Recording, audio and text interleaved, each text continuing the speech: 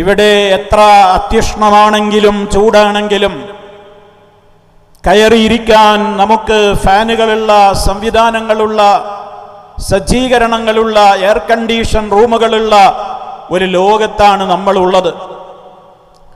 അതേ അവസരത്തിൽ പരിശുദ്ധ ഖുർആൻ കടുത്ത ചൂട് കാരണത്താൽ നന്മകളിൽ നിന്ന് മാറിപ്പോയ ആളുകളെ നന്മയുടെ മാർഗത്തിലേക്ക് നിങ്ങൾ പുറപ്പെടുവീൻ എന്ന് അല്ലാഹു കൽപ്പിച്ചപ്പോൾ ചൂട് സഹിക്കാനാവില്ല, കനത്ത ചൂടാണെന്ന് പറഞ്ഞുകൊണ്ട് നന്മയുടെ സ്ഥലങ്ങളിലേക്ക് പുറപ്പെടാതെ മാറി നിന്ന ആളുകളെ ഓർമ്മപ്പെടുത്തിയത് ജഹന്നമിന്റെ അത്യുഷ്ണമാണ്, ജഹന്നമിന്റെ തീയെക്കുറിച്ചാണ്. ഖുൽ നാറു ജഹന്നമ അശദ്ദു ഹർറാ ലൗ കാനൂ യഫ്ഖഹൂൻ.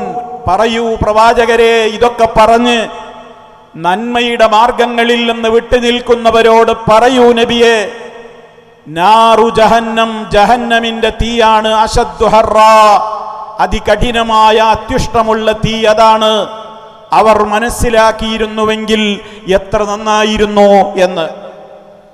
സഹോദരങ്ങളെ, സഹിക്കാനാവാത്തതാണ് ജഹന്നം. ആ കത്തിയാളുന്ന നരകാഗ്നിയിൽ പെട്ടുപോകാതിരിക്കുവാനുള്ള ശ്രമങ്ങളുടെ ഭാഗമായിട്ടാണ് ഈ നഗരിയിൽ നമ്മൾ ഒരുമിച്ച് കൂടിയിട്ടുള്ളത്. ഇതേപോലെയുള്ള പ്രോഗ്രാമുകളും പ്രവർത്തനങ്ങളും പ്രഭാഷണങ്ങളും നമ്മൾ നടത്തുന്നതും കേൾക്കുന്നതും അവിടെ വന്നിരിക്കുന്നതും പങ്കെടുക്കുന്നതുമൊക്കെ അത്യുഷ്ണമേറിയ ജഹന്നമിൽ നിന്ന് നമുക്ക് പരലോകത്ത് കാവൽ കിട്ടണം എന്ന സതുദ്ദേശത്തോടു കൂടി തന്നെയാണ്. അങ്ങനെ തന്നെ ആയിരിക്കണം. ദിനേന എന്നോണം നമ്മൾ നരകാഗ്നിയിൽ നിന്ന് അല്ലാഹുവിനോട് കാവൽ ചോദിക്കാതെ 5 നേരത്തെ നിസ്കാരങ്ങളിൽ നിന്നും നമ്മൾ സലാം വീട്ടാറ് പതിവില്ല. നമ്മൾ അറിഞ്ഞോ അറിയാതെയോ ഒക്കെ നമ്മൾ ആ ദുആ ചൊല്ലുന്നുണ്ട്. ജഹന്നമിൽ നിന്ന്, നരകത്തിയിൽ നിന്ന് കാത്തുകൊള്ളണേ എന്ന് എല്ലാവരും 5 നേരത്തെ നിസ്കാരത്തിൽ നിന്ന് സലാം വീട്ടുന്നതിന്റെ മുമ്പ് ചോദിച്ചുകൊണ്ടേയിരിക്കുകയാണ്. പ്രിയമുള്ളവരെ, ഇങ്ങനെ കേവലം ചോദ്യം കൊണ്ട് മാത്രം, പ്രാർത്ഥന കൊണ്ട് മാത്രം നമുക്ക് ജഹന്നമിൽ നിന്ന് കാവൽ കിട്ടുമോ? ഞാനും നിങ്ങളും ആലോചിക്കണം. നമ്മെ ആ കത്തിയാളുന്ന നരകാഗ്നിയിൽ നിന്ന് രക്ഷപ്പെടുത്തുവാനുള്ള മാർഗമെന്ത്? അത് വിശദീകരിക്കുവാനാണ് ലോകത്ത് മഹാന്മാരായ പ്രവാചകന്മാരിവിടെ വന്നിട്ടുള്ളത്. അതുകൊണ്ട് തന്നെ നമുക്ക് സഹിക്കാനാവാത്ത ആ നരകാഗ്നി, അതിൽ നമ്മൾ പെട്ടുപോകാതെ അതിൽ നിന്ന് രക്ഷപ്പെട്ട് സ്വർഗത്തിലേക്ക് കാലെടുത്തു വെക്കുവാൻ ആർക്ക് ഭാഗ്യം ലഭിക്കുന്നുവോ അവരാണ് യഥാർത്ഥത്തിൽ വിജയിച്ച കക്ഷി എന്ന് പരിശുദ്ധ ഖുർആൻ വളരെ വ്യക്തമായി ഓർമ്മപ്പെടുത്തുമ്പോൾ, പ്രിയമുള്ളവരെ, നമ്മുടെ കടമ എന്താണ്? ആ സ്വർഗത്തിലേക്ക് എത്തുന്ന വിധത്തിൽ നമുക്കിവിടെ നിന്ന് മരിച്ചു പോകാൻ സാധിക്കുക എന്നുള്ളതാണ്. നമ്മൾ ആ ഒരു മാർഗത്തിന് വേണ്ടി തേടിക്കൊണ്ടേയിരിക്കുകയാണ്. തുടക്കത്തിലേ ഞാൻ കേൾപ്പിച്ചില്ലേ നമ്മുടെ ദുആ? 17 തവണ നിർബന്ധമായും സുന്നത്ത് നിസ്കാരങ്ങളിൽ വേറെയുമൊക്കെ നമ്മൾ അല്ലാഹുവിനോട് സൂറത്തുൽ ഫാത്തിഹയിലൂടെ ഇഹ്ദിനസ് സിറാത്തൽ മുസ്തഖീം, മുസ്തഖീമായ നേരായ വഴിയിലേക്ക് നീ ഞങ്ങളെ ചേർത്ത് തരികയും അതിൽ ഉറപ്പിച്ചു നിർത്തുകയും ചെയ്യണേ അല്ലാഹ്. ഏതാണ് ആ മാർഗം? സിറാത്തല്ലദീന അൻഅംത അലൈഹിം, നീ അനുഗ്രഹിച്ചവരായ അംബിയാക്കളുടെയും അതുപോലെ തന്നെ സിദ്ദീഖീങ്ങളുടെയും ശുഹദാക്കളുടെയും സാലിഹീങ്ങളുടെയും മാർഗം. ആ മാർഗത്തിലേക്ക് നീ ഞങ്ങളെ ചേർത്ത് നിർത്തിത്തരണേ അല്ലാഹ്.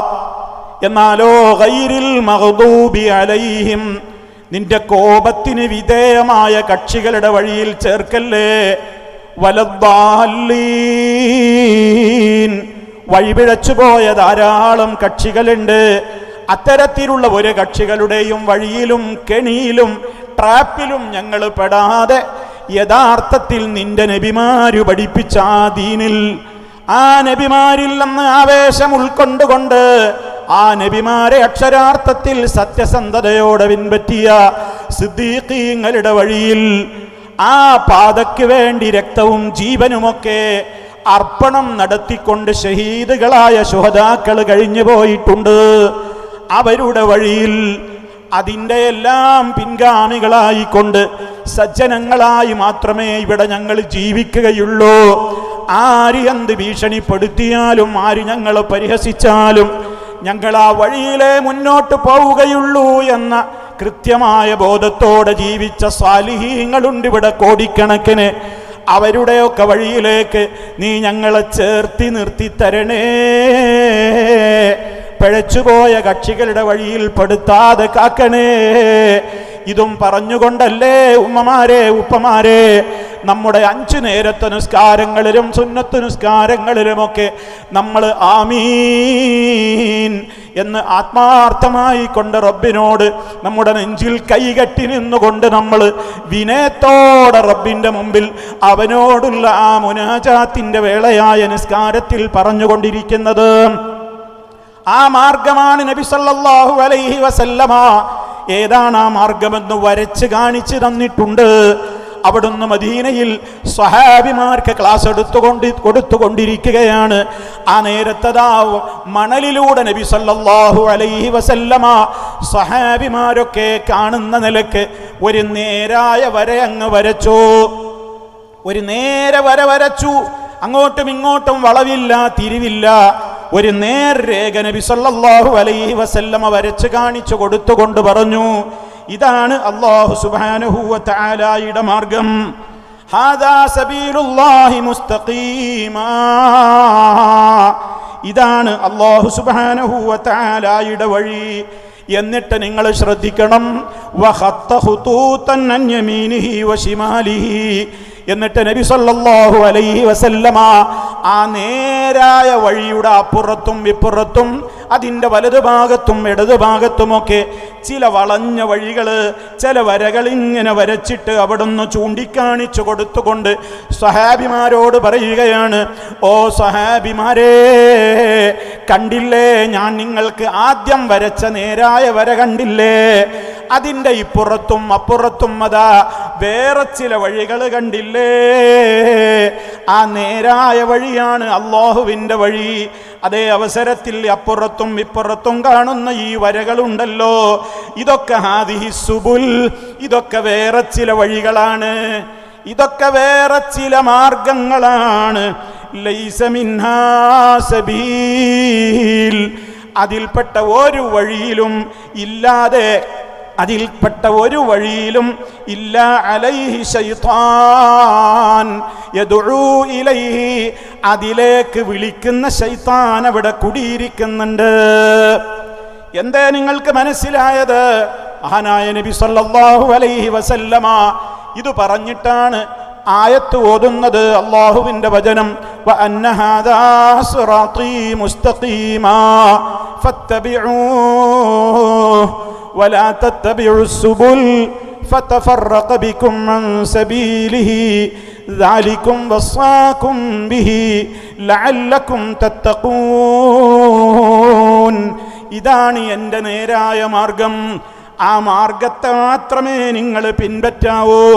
മറ്റു മാർഗങ്ങളെ നിങ്ങൾ ഫോളോ ചെയ്യരുത്, അതിനെ നിങ്ങൾ പിൻപറ്റരുത്.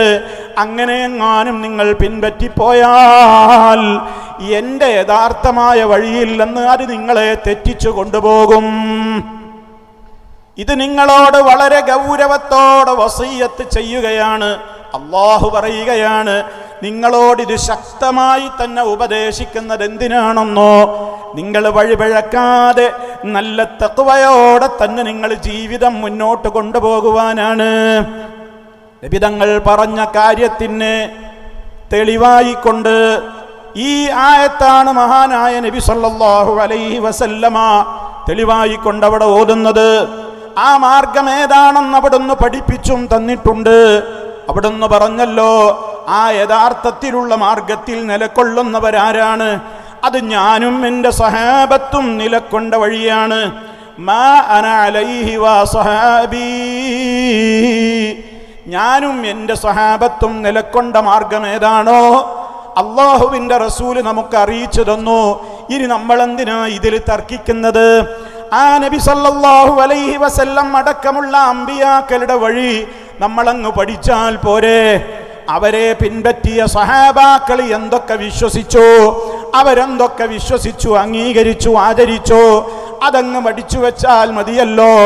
ആ മാർഗത്തിലൂടെ തന്നെ നമ്മൾ മുന്നോട്ട് പോയാൽ ആ മാർഗത്തിൽ നിന്ന് പഴച്ചു പോകാതെ നബി സല്ലല്ലാഹു അലൈഹി വസല്ലമിന് പരിചയമുള്ളത്, സ്വഹാബത്തിന് പരിചയമുള്ളത്, അതിലപ്പുറമുള്ള വിശ്വാസങ്ങളിലേക്ക് നമ്മൾ പോയാൽ, കർമ്മങ്ങളിലേക്ക് പോയാൽ അത് പഴച്ചു പോകുവാനുള്ള നിമിത്തമാണെന്നാണ് നബി സല്ലല്ലാഹു അലൈഹി വസല്ലം പഠിപ്പിക്കുന്നത്.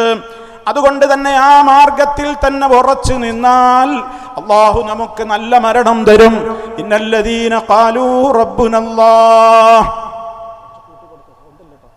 ഇന്നല്ലദീന ഖാലൂ റബ്ബുനല്ലാഹ്, തീർച്ചയായും ഞങ്ങളുടെ രക്ഷിതാവ് അല്ലാഹുവാണെന്ന് പറഞ്ഞവർ, സുമ്മസ്തഖാമു, പിന്നീട് അതിനനുസരിച്ച് യഥാർത്ഥമായ നിലക്ക് ജീവിതത്തെ ക്രമീകരിച്ചവർ. ശരിക്കും മനസ്സിലാക്കണം പ്രിയമുള്ളവരെ, ഇന്നല്ലദീന ഖാലൂ റബ്ബുനല്ലാഹ്, ഞങ്ങളുടെ റബ്ബ്, യജമാനനായ ഞങ്ങളുടെ റബ്ബ് അല്ലാഹു മാത്രമാണെന്ന് പറയുകയും സുമ്മസ്തഖാമു, പിന്നീട് അതിനനുസരിച്ചുകൊണ്ട് വളരെ നേരെ ചൊവ്വേ ജീവിക്കുകയും ചെയ്താൽ, അല്ലാഹു റബ്ബാണെന്ന് പറയുന്ന ഒരുപാട് കക്ഷികൾ ഇവിടെയുണ്ട്. പക്ഷേ ആ പറയുന്ന വാക്കിനോട് കൂറുപുലർത്തിക്കൊണ്ട് ജീവിക്കുന്ന ആളുകളുടെ എണ്ണം ഇവിടെ കുറവാണ്. അവരിവിടെ വളരെ ന്യൂനപക്ഷമാണ്, അവരിവിടെ വളരെ കുറവാണ്. ലോകാടിസ്ഥാനത്തിൽ തന്നെ നോക്കിയാൽ അല്ലാഹുവിനെ റബ്ബായി അംഗീകരിച്ച് അതേപോലെ തന്നെ ജീവിക്കുന്ന ആളുകൾ ഇവിടെ വളരെ കുറവാണ്. വമാ യുഅ്മിനു അക്സറുഹും ബില്ലാഹി ഇല്ലാ വഹും മുശ്രികൂൻ, അവരിൽ അധിക പേരും അല്ലാഹുവിൽ വിശ്വസിക്കുന്നില്ല, അവർ ശിർക്ക് ചെയ്തുകൊണ്ടല്ലാതെ. നോക്കണം നിങ്ങൾ, ലോകത്ത് ജനതയുടെ അവസ്ഥയാണ് ഈ പറയുന്നത്. അല്ലാഹുവിൽ ഈമാൻ ഉണ്ടെന്നവർ പറയുന്നു, പക്ഷേ അവരിൽ ശിർക്കാണ് സംഭവിച്ചു കൊണ്ടിരിക്കുന്നത്. അതുകൊണ്ട് തന്നെ ഗൗരവത്തോടെ ആലോചിച്ചു നോക്കണം. ആ രൂപത്തിൽ വളരെ വ്യക്തവും കൃത്യവുമായ നിലക്ക് സുമ്മസ്തഖാമു എന്ന് പറഞ്ഞിടത്ത് ഖുർആൻ വ്യാഖ്യാതാക്കൾ വളരെ ഗൗരവത്തോടുകൂടെ നമുക്ക് പഠിപ്പിച്ചു തന്ന യാഥാർത്ഥ്യം എന്താണ്? എന്താണ് ഇസ്തിഖാമത്ത് എന്ന് പറഞ്ഞാൽ? ഐഹുമുല്ലദീന ലാ യുശ്രികൂന ബില്ലാഹി ശൈആ, അല്ലാഹുവിൽ യാതൊന്നിനെയും പങ്കു ചേർക്കാത്തവർ. അങ്ങനെ അല്ലാഹുവിൽ യാതൊന്നിനെയും പങ്കു ചേർക്കാത്ത നിലക്ക് ഞങ്ങളുടെ റബ്ബ് അല്ലാഹുവാണെന്ന് പ്രഖ്യാപിച്ച് അങ്ങനെ തന്നെ ഒരാൾ ജീവിച്ചാൽ അവൻ മരിക്കുന്ന നേരത്തെ സന്തോഷ വാർത്തയുമായി മലക്കുകൾ വരും. അവന് സ്വർഗത്തിന്റെ കാഴ്ചകൾ കാണിച്ചു കൊടുക്കും. അവനോട് നല്ല നല്ല സന്തോഷത്തിന്റെ വാക്കുകൾ അവനോട് പറയും. നിങ്ങൾ ഭയപ്പെടേണ്ടതില്ല എന്ന് പറയും. നിങ്ങൾ സങ്കടപ്പെടരുത് എന്നവരോട് പറയും. നിങ്ങളോട് വാഗ്ദത്തം ചെയ്ത സ്വർഗത്തിലേക്ക് നിങ്ങളെ കൊണ്ടുപോകാനാ ഞങ്ങൾ വന്നതെന്ന് അവരോട് പറയപ്പെടും. ആ നിലക്കൊക്കെയുള്ള വളരെയേറെ സുവിശേഷങ്ങൾ കേട്ടുകൊണ്ട് മരിക്കുവാൻ അവന് സാധിക്കുന്നു. നേരെ മറിച്ചാണെങ്കിലോ അവന്റെ മരണം വളരെ മോശമായിരിക്കും.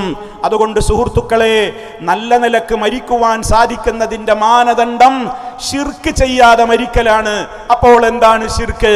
ശിർക്കെങ്ങാനും സംഭവിച്ചു കഴിഞ്ഞാൽ അല്ലാഹുവിന്റെ വെറുപ്പ് ഒരു കാലത്തും തീരുകയില്ല. നമ്മൾ എന്ത് അമലിവിടെ ചെയ്തിട്ടും കാര്യമില്ല. ശിർക്ക് ചെയ്താൽ നമ്മുടെ അമലുകൾ മുഴുവനും ബാത്തിലായി പോകും. അല്ലാഹു അതൊരിക്കലും പൊറുക്കാത്ത കഠിനമായ പാപമാണ്. ഒരു കാലത്തും പിന്നെ സ്വർഗം കിട്ടില്ല. സ്വർഗം ആ വ്യക്തിക്ക് ഹറാമായിരിക്കും. നരകത്തിൽ അയാൾ ശാശ്വതവാസിയായിരിക്കും. ഒരു കാലത്തും അയാൾക്ക് രക്ഷപ്പെടാനുമാവില്ല. അതുകൊണ്ട് തന്നെ എല്ലാവരും ഭയപ്പെടേണ്ടുന്ന ഈ ശിർക്ക്. എന്താണ് ശിർക്കെന്ന് പറഞ്ഞാൽ? റഹ്മാനായ റബ്ബിന്റെ മാത്രമായ ഗുണവിശേഷണങ്ങൾ എത്രയാണ് പരിശുദ്ധ ഖുർആനിൽ പറഞ്ഞത്? ഫലില്ലാഹിൽ അസ്മാഉൽ ഹുസ്നാ, അല്ലാഹുവിന് അത്യുന്നതമായ, ഏറ്റവും മെച്ചപ്പെട്ട, ഉന്നതമായ, ഉത്തമമായ നാമങ്ങളുണ്ട്. റബ്ബിന്റെ ഓരോ പേരുകളും അല്ലാഹുവിന്റെ ഓരോ ഗുണങ്ങളാണ്. ആ ഗുണങ്ങൾ അല്ലാഹുവിന് മാത്രമേയുള്ളൂ. ആ ഗുണങ്ങൾ റബ്ബിനല്ലാത്ത ഒരാൾക്കും ഇല്ല. അവൻ്റേത് മാത്രമായ ഗുണങ്ങളുണ്ട്. നേരെ മറിച്ച് അവൻ സൃഷ്ടികൾക്ക് വിട്ടുകൊടുത്തിട്ടുള്ള ചില കാര്യങ്ങളുണ്ട്. അതുകൊണ്ട് തന്നെ നമ്മൾ ഇവിടെ പരസ്പരം പല കാര്യങ്ങളിലും നമ്മൾ സഹായം തേടുന്നുണ്ട്. ഞാൻ പറയുന്നത് നിങ്ങൾ കാതുകൊണ്ട് കേൾക്കുന്നുണ്ട്, എനിക്ക് സംസാരിക്കാനാവുന്നുണ്ട്, എനിക്ക് നിങ്ങളെ കാണാൻ കഴിയുന്നുണ്ട്, നിങ്ങൾക്ക് എന്നെ കാണാൻ കഴിയുന്നുണ്ട്. ഇതൊക്കെയും മനുഷ്യർക്ക് അല്ലാഹു സുബ്ഹാനഹു വ തആല ഓരോരുത്തർക്കും ഈ പ്രകൃതിയാ തന്നെ ഇവിടെ മനുഷ്യർക്ക് അല്ലാഹു കൊടുത്തുകൊണ്ടിരിക്കുന്ന അവന്റെ കഴിവുകളാണ്. അതേ അവസരത്തിൽ റബ്ബ് ഒരിക്കലും ഒരു കാലത്തും ഒരാൾക്കും വിട്ടുകൊടുക്കാത്ത അവന്റെ മാത്രം കുത്തകയായിട്ടുള്ള അവൻ്റേത് മാത്രമാണ് ആ ഗുണങ്ങൾ. ആ ഗുണങ്ങൾ ഒരു സൃഷ്ടിക്കും അവൻ കൊടുത്തിട്ടേ ഇല്ല. ആ നിലക്കുള്ള ഒട്ടേറെ ഗുണങ്ങൾ അല്ലാഹുവിനുണ്ട്. ആ ഗുണങ്ങളിൽ ഏതെങ്കിലും ഒരു ഗുണം ഏതെങ്കിലും ഒരു പോയിന്റിലെങ്കിലും റബ്ബല്ലാത്തവർക്ക് ഉണ്ടെന്ന് വന്നാൽ, ഉണ്ടെന്ന് വാദിച്ചാൽ, ഉണ്ടെന്ന് വിശ്വസിച്ചാൽ, ഉണ്ടെന്ന് സങ്കൽപ്പിച്ചാൽ അത് റബ്ബ് പൊറുക്കാത്ത ശിർക്കാണെന്ന് മനസ്സിലാക്കിക്കൊള്ളണം. വളരെ ലളിതമായി എൻ്റെ പ്രിയപ്പെട്ട സ്ത്രീ പുരുഷന്മാരോട്, സഹോദരീ സഹോദരങ്ങളോട് നിങ്ങൾ വളരെ ലളിതമായി ഇതൊന്ന് മടിച്ചു വെക്ക്. ഇതിൽ എന്തിനാണ് ആളുകൾക്ക് ഇത്ര കൺഫ്യൂഷൻ ഉണ്ടാകേണ്ടുന്ന കാര്യം? നമ്മൾ അല്ലാഹുവിനോടുള്ള പ്രാർത്ഥനയാകുന്നു എന്ന് എല്ലാവരും അംഗീകരിക്കുന്ന ഒരു കാര്യമില്ലേ? നമ്മളെല്ലാവരും എന്ന് പറയുമ്പോൾ ഇവിടെ ഇതാ മുസ്ലിമീങ്ങളായ ആളുകൾ മുഴുവനും അല്ലാഹുവിനോട് പ്രാർത്ഥിക്കാറുണ്ട്. ചിലർ അല്ലാഹുവിന് പുറമെ മറ്റുള്ളവരോടും പ്രാർത്ഥിക്കാറുണ്ട്. ഇവിടെ എല്ലാവരും യോജിക്കുന്നൊരു കാര്യമാണ്, അല്ലാഹുവേ എന്ന് ഞാനോ നിങ്ങളോ എവിടെ വെച്ചെങ്കിലും അല്ലാഹുവിനെ വിളിക്കുമ്പോൾ നമുക്ക് റബ്ബിനെ കുറിച്ച് എന്താണ് വിശ്വാസം? എൻ്റെ റബ്ബ് എൻ്റെ വിളി കേൾക്കുന്നുണ്ട്. ഒന്ന്, എൻ്റെ റബ്ബ് വിളിക്കുന്ന എന്നെ കാണുന്നുണ്ട്. രണ്ട്, എൻ്റെ ആഗ്രഹങ്ങൾ ഞാൻ പറഞ്ഞില്ലെങ്കിൽ പോലും എനിക്ക് സംസാരിക്കാനാവാത്ത സംസാരശേഷിയില്ലാത്തവനാണെങ്കിൽ പോലും എൻ്റെ റബ്ബ് എൻ്റെ ആഗ്രഹങ്ങളെ എൻ്റെ ഹൃദയത്തിൽ അതെന്താണെന്ന് കാണുന്നവനാണ്, വ്യക്തമായി അറിയുന്ന അലീമാണ്. അതേപോലെ തന്നെ ഞാൻ എൻ്റെ റബ്ബിനോട് ഏത് കാര്യത്തിന് വേണ്ടി ചോദിച്ചാലും അതൊക്കെ തരാൻ മാത്രം എൻ്റെ റബ്ബിൻ്റെ ഖജനാവ് വിശാലമാണ്. കൊടുത്താൽ ഒരിക്കലും അവൻ്റെ അടുക്കലുള്ളത് തീരില്ല. അതുകൊണ്ട് എന്ത് ചോദിച്ചാലും അവനത് തരാൻ കഴിവുണ്ട്. മൂന്ന്, ഇനിയും നോക്കൂ നിങ്ങൾ, എത്രയോ വിശ്വാസങ്ങൾ റബ്ബിനെ കുറിച്ച് വിശ്വസിക്കുകയാണ് നമ്മൾ. ഞാൻ ഏത് ഭാഷയിൽ എൻ്റെ റബ്ബിനോട് വിളിച്ചാലും, എത്ര ആയിരം സ്ഥലത്ത് വെച്ച് വിളിച്ചാലും, രാത്രി വിളിച്ചാലും പകല് വിളിച്ചാലും, കടലിൽ വെച്ചോ കരയിൽ വെച്ചോ വാനലോകത്ത് വെച്ചോ എവിടെ വെച്ച് ഞാൻ എൻ്റെ റബ്ബിനെ വിളിച്ചാലും എൻ്റെ റബ്ബ് അതൊക്കെ വേറെ വേറെ കേൾക്കുന്നവനാണ്. 1 കോടി ജനങ്ങൾ ഒരു സ്ഥലത്ത് വെച്ച് പ്രാർത്ഥിക്കുമ്പോൾ അവർക്ക് 1 കോടി ആവശ്യങ്ങൾ പറയാനുണ്ടാകും. അതൊക്കെ വേറെ വേറെ വേറെ കേട്ട് മനസ്സിലാക്കി അവരുടെ ഒക്കെ കാര്യങ്ങളെ വ്യക്തമായി തന്നെ തീർപ്പ് കൽപ്പിച്ചു കൊടുത്ത് സഹായിക്കുവാൻ രാജാതിരാജനായ റബ്ബിനല്ലാതെ കഴിയൂല. ഈ വിശ്വാസത്തോടെയല്ലേ ഉമ്മമാരെ, ഈ വിശ്വാസത്തോടെയല്ലേ ഉപ്പമാരെ നമ്മളൊക്കെ ദുആ ചെയ്യാറുള്ളത്? അതിലാർക്കെങ്കിലും തർക്കണ്ടോ? എല്ലാവരും പറയും അതെ അങ്ങനെ തന്നെയാണ്. അതേ അവസരത്തിൽ അല്ലാഹു അല്ലാത്തവരോടും പ്രാർത്ഥിക്കാമെന്ന് പറയുന്ന ചില കക്ഷികൾ ഇവിടെയില്ലേ? അതല്ലേ അവർ ദർഗയിൽ പോയിട്ടും അല്ലാതെയും ഉള്ളാളത്തെ സയ്യിദ് മദനിയോട് തേടുന്നത്, മറ്റു പലരോടും അവർ തേടുന്നത്, മടവൂരിനോട് തേടുന്നത്, മുഹയ്യിദ്ദീൻ ശൈഖിനെ വിളിച്ചു പ്രാർത്ഥിക്കുന്നത്, ബദരീങ്ങളെ വിളിച്ചു പ്രാർത്ഥിക്കുന്നത്, മഹാനായ മുത്തു മുസ്തഫയെ വിളിച്ചു പ്രാർത്ഥിക്കുന്നത്. അങ്ങനെയൊക്കെ പ്രാർത്ഥിക്കുമ്പോൾ അവരുടെ മനസ്സിലെ വിശ്വാസം എന്ത്? ചിന്തിക്ക് പ്രിയമുള്ളവരെ, എത്ര ലളിതമാണ്. അള്ളാഹുവിനോട് ചോദിക്കും പോലെ തന്നെ ഇവരതായി മറ്റുള്ളവരോടും ചോദിക്കുമ്പോൾ ഇതേ വിശ്വാസങ്ങളൊക്കെ തന്നെയാണ് കടന്നു വരുന്നത്. ഞാൻ നബിയോട് ചോദിച്ചാലും വലിയാണെന്ന് പറയപ്പെടുന്നവരോട് ചോദിച്ചാലുമൊക്കെ ഞാൻ വിളിക്കുന്ന വിളി അവർ കേൾക്കുന്നുണ്ട്. അതുപോലെ തന്നെ എന്നെ അവർ കാണുന്നുണ്ട്. ഞാൻ എവിടെയാണെങ്കിലും അവർ എന്നെ വിളി കേൾക്കും. വിളിച്ചാൽ വിളിപ്പുറത്ത് അവരെത്തും. വല്ലേ നീലത്തീന്നും എന്നെ വിളിപ്പോർക്ക് വൈകൂടാതു തീരം ചെയ്യും ഞാനെന്നോവർ. ഏത് സ്ഥലത്ത് വെച്ച് എന്നെ വിളിച്ചാലും ഞാൻ അവർക്ക് ഉത്തരം കൊടുക്കും. അവരിഞ്ഞ് ചോദിച്ചില്ലെങ്കിൽ പോലും കണ്ണിൽ കാണാത്തതും കൽബകത്തുള്ളതും കൺകൊണ്ട് കണ്ട പോൽ കാട്ടിപ്പറഞ്ഞോവർ. മുഹീദ്ദീൻ മാലയിലെ വരികളാണിത്. കണ്ണുകൊണ്ട് കണ്ടോളണം എന്നില്ല. കണ്ണുകൊണ്ട് കണ്ടതും അല്ലാത്തതുമായ എല്ലാ കാര്യങ്ങളും, മനുഷ്യന്റെ ഹൃദയത്തിലുള്ള എല്ലാ രഹസ്യങ്ങളും കുപ്പിയാകത്തുള്ള വസ്തുവിനെ പോലെ കാൺമാൻ ഞാൻ നിങ്ങളുടെ കൽബകം എന്നോവർ. നിങ്ങളുടെ ഹൃദയത്തിലൊക്കെ അടങ്ങിയിട്ടുള്ള, ചിന്തിക്ക് പ്രിയമുള്ളവരെ, ഈ ലോകത്ത് കോടാനുകോടി മനുഷ്യരില്ലേ, ആ മനുഷ്യരുടെയൊക്കെ ഹൃദയത്തിൻ്റെ അകത്ത് എന്തൊക്കെ സ്വകാര്യങ്ങളുമായിട്ടാണ് അവർ നടക്കുന്നത് എന്ന് അങ്ങ് ബഗ്ദാദിലെ ഖബറിൽ കടന്നുകൊണ്ട് ശൈഖ് മുഹയ്യിദ്ദീൻ അബ്ദുൽ ഖാദർ ജീലാനി എന്ന് പറയുന്ന ആ വ്യക്തി അത് കണ്ടുകൊണ്ടിരിക്കുകയാണെന്നും, ഏത് ഭാഷയിൽ അദ്ദേഹത്തെ എത്രായിരം ജനങ്ങൾ വിളിച്ചാലും, എത്രായിരം ആവശ്യങ്ങൾ അദ്ദേഹത്തോട് പറഞ്ഞാലും, ഏതെല്ലാം സ്ഥലങ്ങളിൽ വെച്ച് തേടിയാലും അതൊക്കെ കേട്ട് ഉത്തരം ചെയ്യാൻ അദ്ദേഹത്തിന് കഴിവുണ്ട്. ഞങ്ങളെ അദ്ദേഹം സഹായിക്കുകയും ചെയ്യും. ഈ വിശ്വാസല്ലേ മുഹീദ്ദീൻ ശൈഖയെ വിളിക്കുമ്പോ, ബദരീങ്ങളെ വിളിക്കുമ്പോ മനസ്സിലുള്ളത്? അപ്പൊ പറയൂ, എന്തറിയോ, അതൊക്കെ ശരി തന്നെ മൗലവി, അള്ളാഹിനോട് തേടുമ്പോൾ അതേ വിശ്വാസമൊക്കെ അവരോട് തേടുമ്പോഴും ഉണ്ട്. കാണൂല എന്നാരെങ്കിലും വിശ്വസിക്കുന്നുണ്ടോ? എവിടുന്ന് വിളിച്ചാലും കേൾക്കൂല. ചിലയിടത്തുനിന്ന് വിളിച്ചാലേ മുഹീദ്ദീൻ ശൈഖ് കേൾക്കൂന്ന് ആരെങ്കിലും വിശ്വസിക്കുന്നുണ്ടോ? ഇല്ല. എവിടുന്ന് വിളിച്ചാലും കേൾക്കും, എവിടുന്നാണെങ്കിലും കാണും, എല്ലാവരുടെ കൽബും കാണും. എന്തിനും ഉത്തരം ചെയ്യാൻ കഴിവുണ്ട്. എല്ലാത്തിനും അവർക്കും അറിയാം. ഒരു ഇല കൊഴിഞ്ഞു വീഴുന്നില്ല മുഹീദ്ദീൻ ശൈഖ് അറിയാതെ. ഇവിടെ ഒരു പച്ച ചെടിക്ക് പച്ച നിറം കിട്ടുന്നില്ല റിഫായി ശൈഖ് അറിയാതെ. ഇവിടെ ഒരു പ്ലെയിനും ഓടുന്നില്ല, തീവണ്ടിയും ഓടുന്നില്ല. ഇവിടെയുള്ള സൂര്യചന്ദ്ര നക്ഷത്രാദികളും ഗോളങ്ങളും മുഴുവനും ഇവിടെ സഞ്ചരിക്കുന്നത് മടവൂരിങ്ങനെ നോക്കിയിട്ടാണ്, മടവൂരിങ്ങനെ നിയന്ത്രിച്ചുകൊണ്ടാണ്. ഇതല്ലേ വിശ്വാസം? ഈ വിശ്വാസങ്ങളൊക്കെയല്ലേ അള്ളാഹുവിൻ്റേത് മാത്രമായ പ്രത്യേകതകൾ മറ്റുള്ളവർക്ക് വകവെച്ചു കൊടുക്കൽ. അപ്പ പറയും അവിടെ ഒരു കറക്ഷൻ ഉണ്ട്, അവിടെ ഒരു തിരുത്തുണ്ട് മൗലൈമാരെ. അതെന്താണ്? അള്ളാഹു ചെയ്യുന്നതൊക്കെ സ്വന്തം കഴിവുകൊണ്ടാണ്. മഹാത്മാക്കളൊക്കെ ചെയ്യുന്നത് അള്ളാഹ് കൊടുത്ത കഴിവുകൊണ്ടാണ്. അങ്ങനെ ഒരു വ്യത്യാസമുണ്ട്. അള്ളാഹ് കൊടുത്ത കഴിവാണ്. കൊടുത്ത കഴിവില്ലെന്ന് ചോദിക്കുമ്പോ അത് തെറ്റല്ല. അപ്പൊ അതിന്റെ മറുവശം എന്താണ്? അള്ളാഹ് കൊടുക്കാത്ത കഴിവുള്ള ചില ആളുകൾ ഇവിടെ ഉണ്ട് എന്നാരോ വിശ്വസിക്കുന്നുണ്ട് എന്നല്ലേ ആ പറയുന്നതിന്റെ അർത്ഥം? അങ്ങനെ ഇവിടെ ആരാണ് വിശ്വസിക്കുന്നത്? ചിന്തിക്ക്.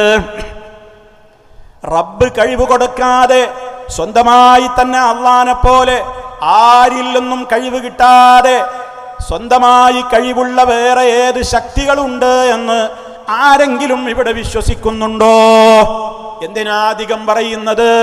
നമ്മുടെ നേതാവ് നബി സല്ലല്ലാഹു അലൈഹി വസല്ലമ ബദറിലും ഉഹദിലും അതുപോലെ തന്നെ ഖന്തഖിലും ഹുനൈനിലും തബൂക്കിലുമൊക്കെ ഏറ്റുമുട്ടിയവരിൽ ഉണ്ടായിരുന്ന മുശ്രിക്കുകൾ, അവര് അള്ളാഹു കൊടുക്കാത്ത കഴിവുള്ള ആളുകൾ വേറെയുണ്ട് എന്നാണോ വിശ്വസിച്ചിരുന്നത്? ഒരിക്കലുമല്ല. അവര് പ്രാർത്ഥിച്ചിരുന്ന അവരുടേതായ ആളുകൾ, അവരുടെ കഴിവുകളൊക്കെ അള്ളാഹ് കൊടുത്തത് മാത്രമാണ്, അള്ളാഹ് കൊടുക്കാത്ത ഒരു കഴിവും അവർക്കില്ല എന്ന് അവര് കഅബയുടെ സമീപത്ത് വന്ന് ഏറ്റു ചൊല്ലിയിരുന്നവരാണ്. ഇപ്പൊ നമ്മുടെ ആളുകൾ, ഒരുപാട് ആളുകൾ ഇപ്പൊ ഹജ്ജിന് പോകുന്ന നേരമല്ലേ? ഹജ്ജിന് പോയാൽ ഉമ്മമാരെ ഉപ്പമാരെ നമ്മൾ കേൾക്കുന്ന തൽബിയത്ത് എന്താണ്? അല്ലാഹുവേ, നിന്റെ വിളിക്കുത്തരം ചെയ്ത് ഞങ്ങളിതാ വന്നിരിക്കുന്നു, നിനക്ക് യാതൊരു പങ്കാളിയുമില്ല, എല്ലാ അനുഗ്രഹങ്ങളും നിന്നിൽ നിന്ന് മാത്രമാണ്, അതുകൊണ്ട് തന്നെ സർവസ്തുതിയും നിനക്കാണ് എന്നിങ്ങനെ അല്ലാഹുവിനെ പുകഴ്ത്തുന്ന തൽബിയത്തല്ലേ ഹാജിമാര് മുഴക്കിക്കൊണ്ടിരിക്കുന്നത്. ഈ തൽബിയത്തിൽ മായം കലർത്തിയ ഒരു കൂട്ടരുണ്ടായിരുന്നു നബിയുടെ കാലത്ത്. നബി സല്ലല്ലാഹു അലൈഹി വസല്ലമ കഅബയുടെ പരിസരത്ത് ഇങ്ങനെ നിൽക്കുമ്പോ മക്കയിലുണ്ടായിരുന്ന മുശ്രിക്കിന്റെ നേതാക്കന്മാരടക്കമുള്ളവര് അവരതാ തൽബിയത്ത് ചൊല്ലി വരികയാണ്. ലബ്ബൈക അല്ലാഹുമ്മ ലബ്ബൈക്. ആരാ ചൊല്ലുന്നത്? അബൂജഹിലടക്കമുള്ള നബിതങ്ങൾ ബദറിൽ ഏറ്റുമുട്ടിയ മുശ്രിക്കിന്റെ നേതാക്കന്മാരടക്കമുള്ളവര് അവര് ചൊല്ലുന്നു അല്ലാഹുവേ. അപ്പൊ കണ്ടോ, അവര് അള്ളാനെ തള്ളിയവരല്ല, അവര് നിരീശ്വരവാദികളല്ല, അവര് അള്ളയുണ്ട് എന്ന് വിശ്വസിച്ചവരാണെന്ന് മാത്രമല്ല, അള്ളാനെ കൊണ്ടല്ലാതെ ലോകം വടക്കാൻ കഴിയില്ലെന്ന് വിശ്വസിച്ചവരാണ്. അള്ളാനെ കൊണ്ടല്ലാതെ എല്ലാം കാണാനോ എല്ലാം കേൾക്കുവാനോ കഴിയില്ല എന്ന് വിശ്വസിച്ചവരാണ്. ഇതൊക്കെ പരിശുദ്ധ ഖുർആൻ നമുക്ക് പഠിപ്പിച്ചു തരുന്ന സത്യങ്ങളാണ്. മഴ തരുന്നത് അല്ലാഹ് മാത്രമാണ്, ജീവിപ്പിക്കുന്നവൻ അല്ലാഹ് മാത്രമാണ്, മരിപ്പിക്കുന്നത് അല്ലാഹ് മാത്രമാണ്, ലോകത്തെ മൊത്തം തന്നെ കൺട്രോൾ ചെയ്യുന്ന മുദബ്ബിർ അല്ലാഹ് മാത്രമാണ്. ഇതൊക്കെ വിശ്വസിച്ചിരുന്ന അറേബ്യൻ മുശ്രിക്കുകളാ. അവര് അല്ലാഹുമ്മ എന്ന് പറയുമ്പോ അല്ലാഹുവേ നിന്റെ വിളിക്കുത്തരം ചെയ്തുകൊണ്ടിതാ ഞങ്ങൾ വന്നിരിക്കുന്നു. ഇനി അവര് പറയുന്ന വാചകം കേട്ടോ, ലാ ശരീക ലക, നിനക്കൊരു പങ്കാളിയും ഇല്ല. ക്ലിയർ അല്ലേ? നിനക്കൊരു പങ്കാളി ഇല്ല എന്ന് പറഞ്ഞു.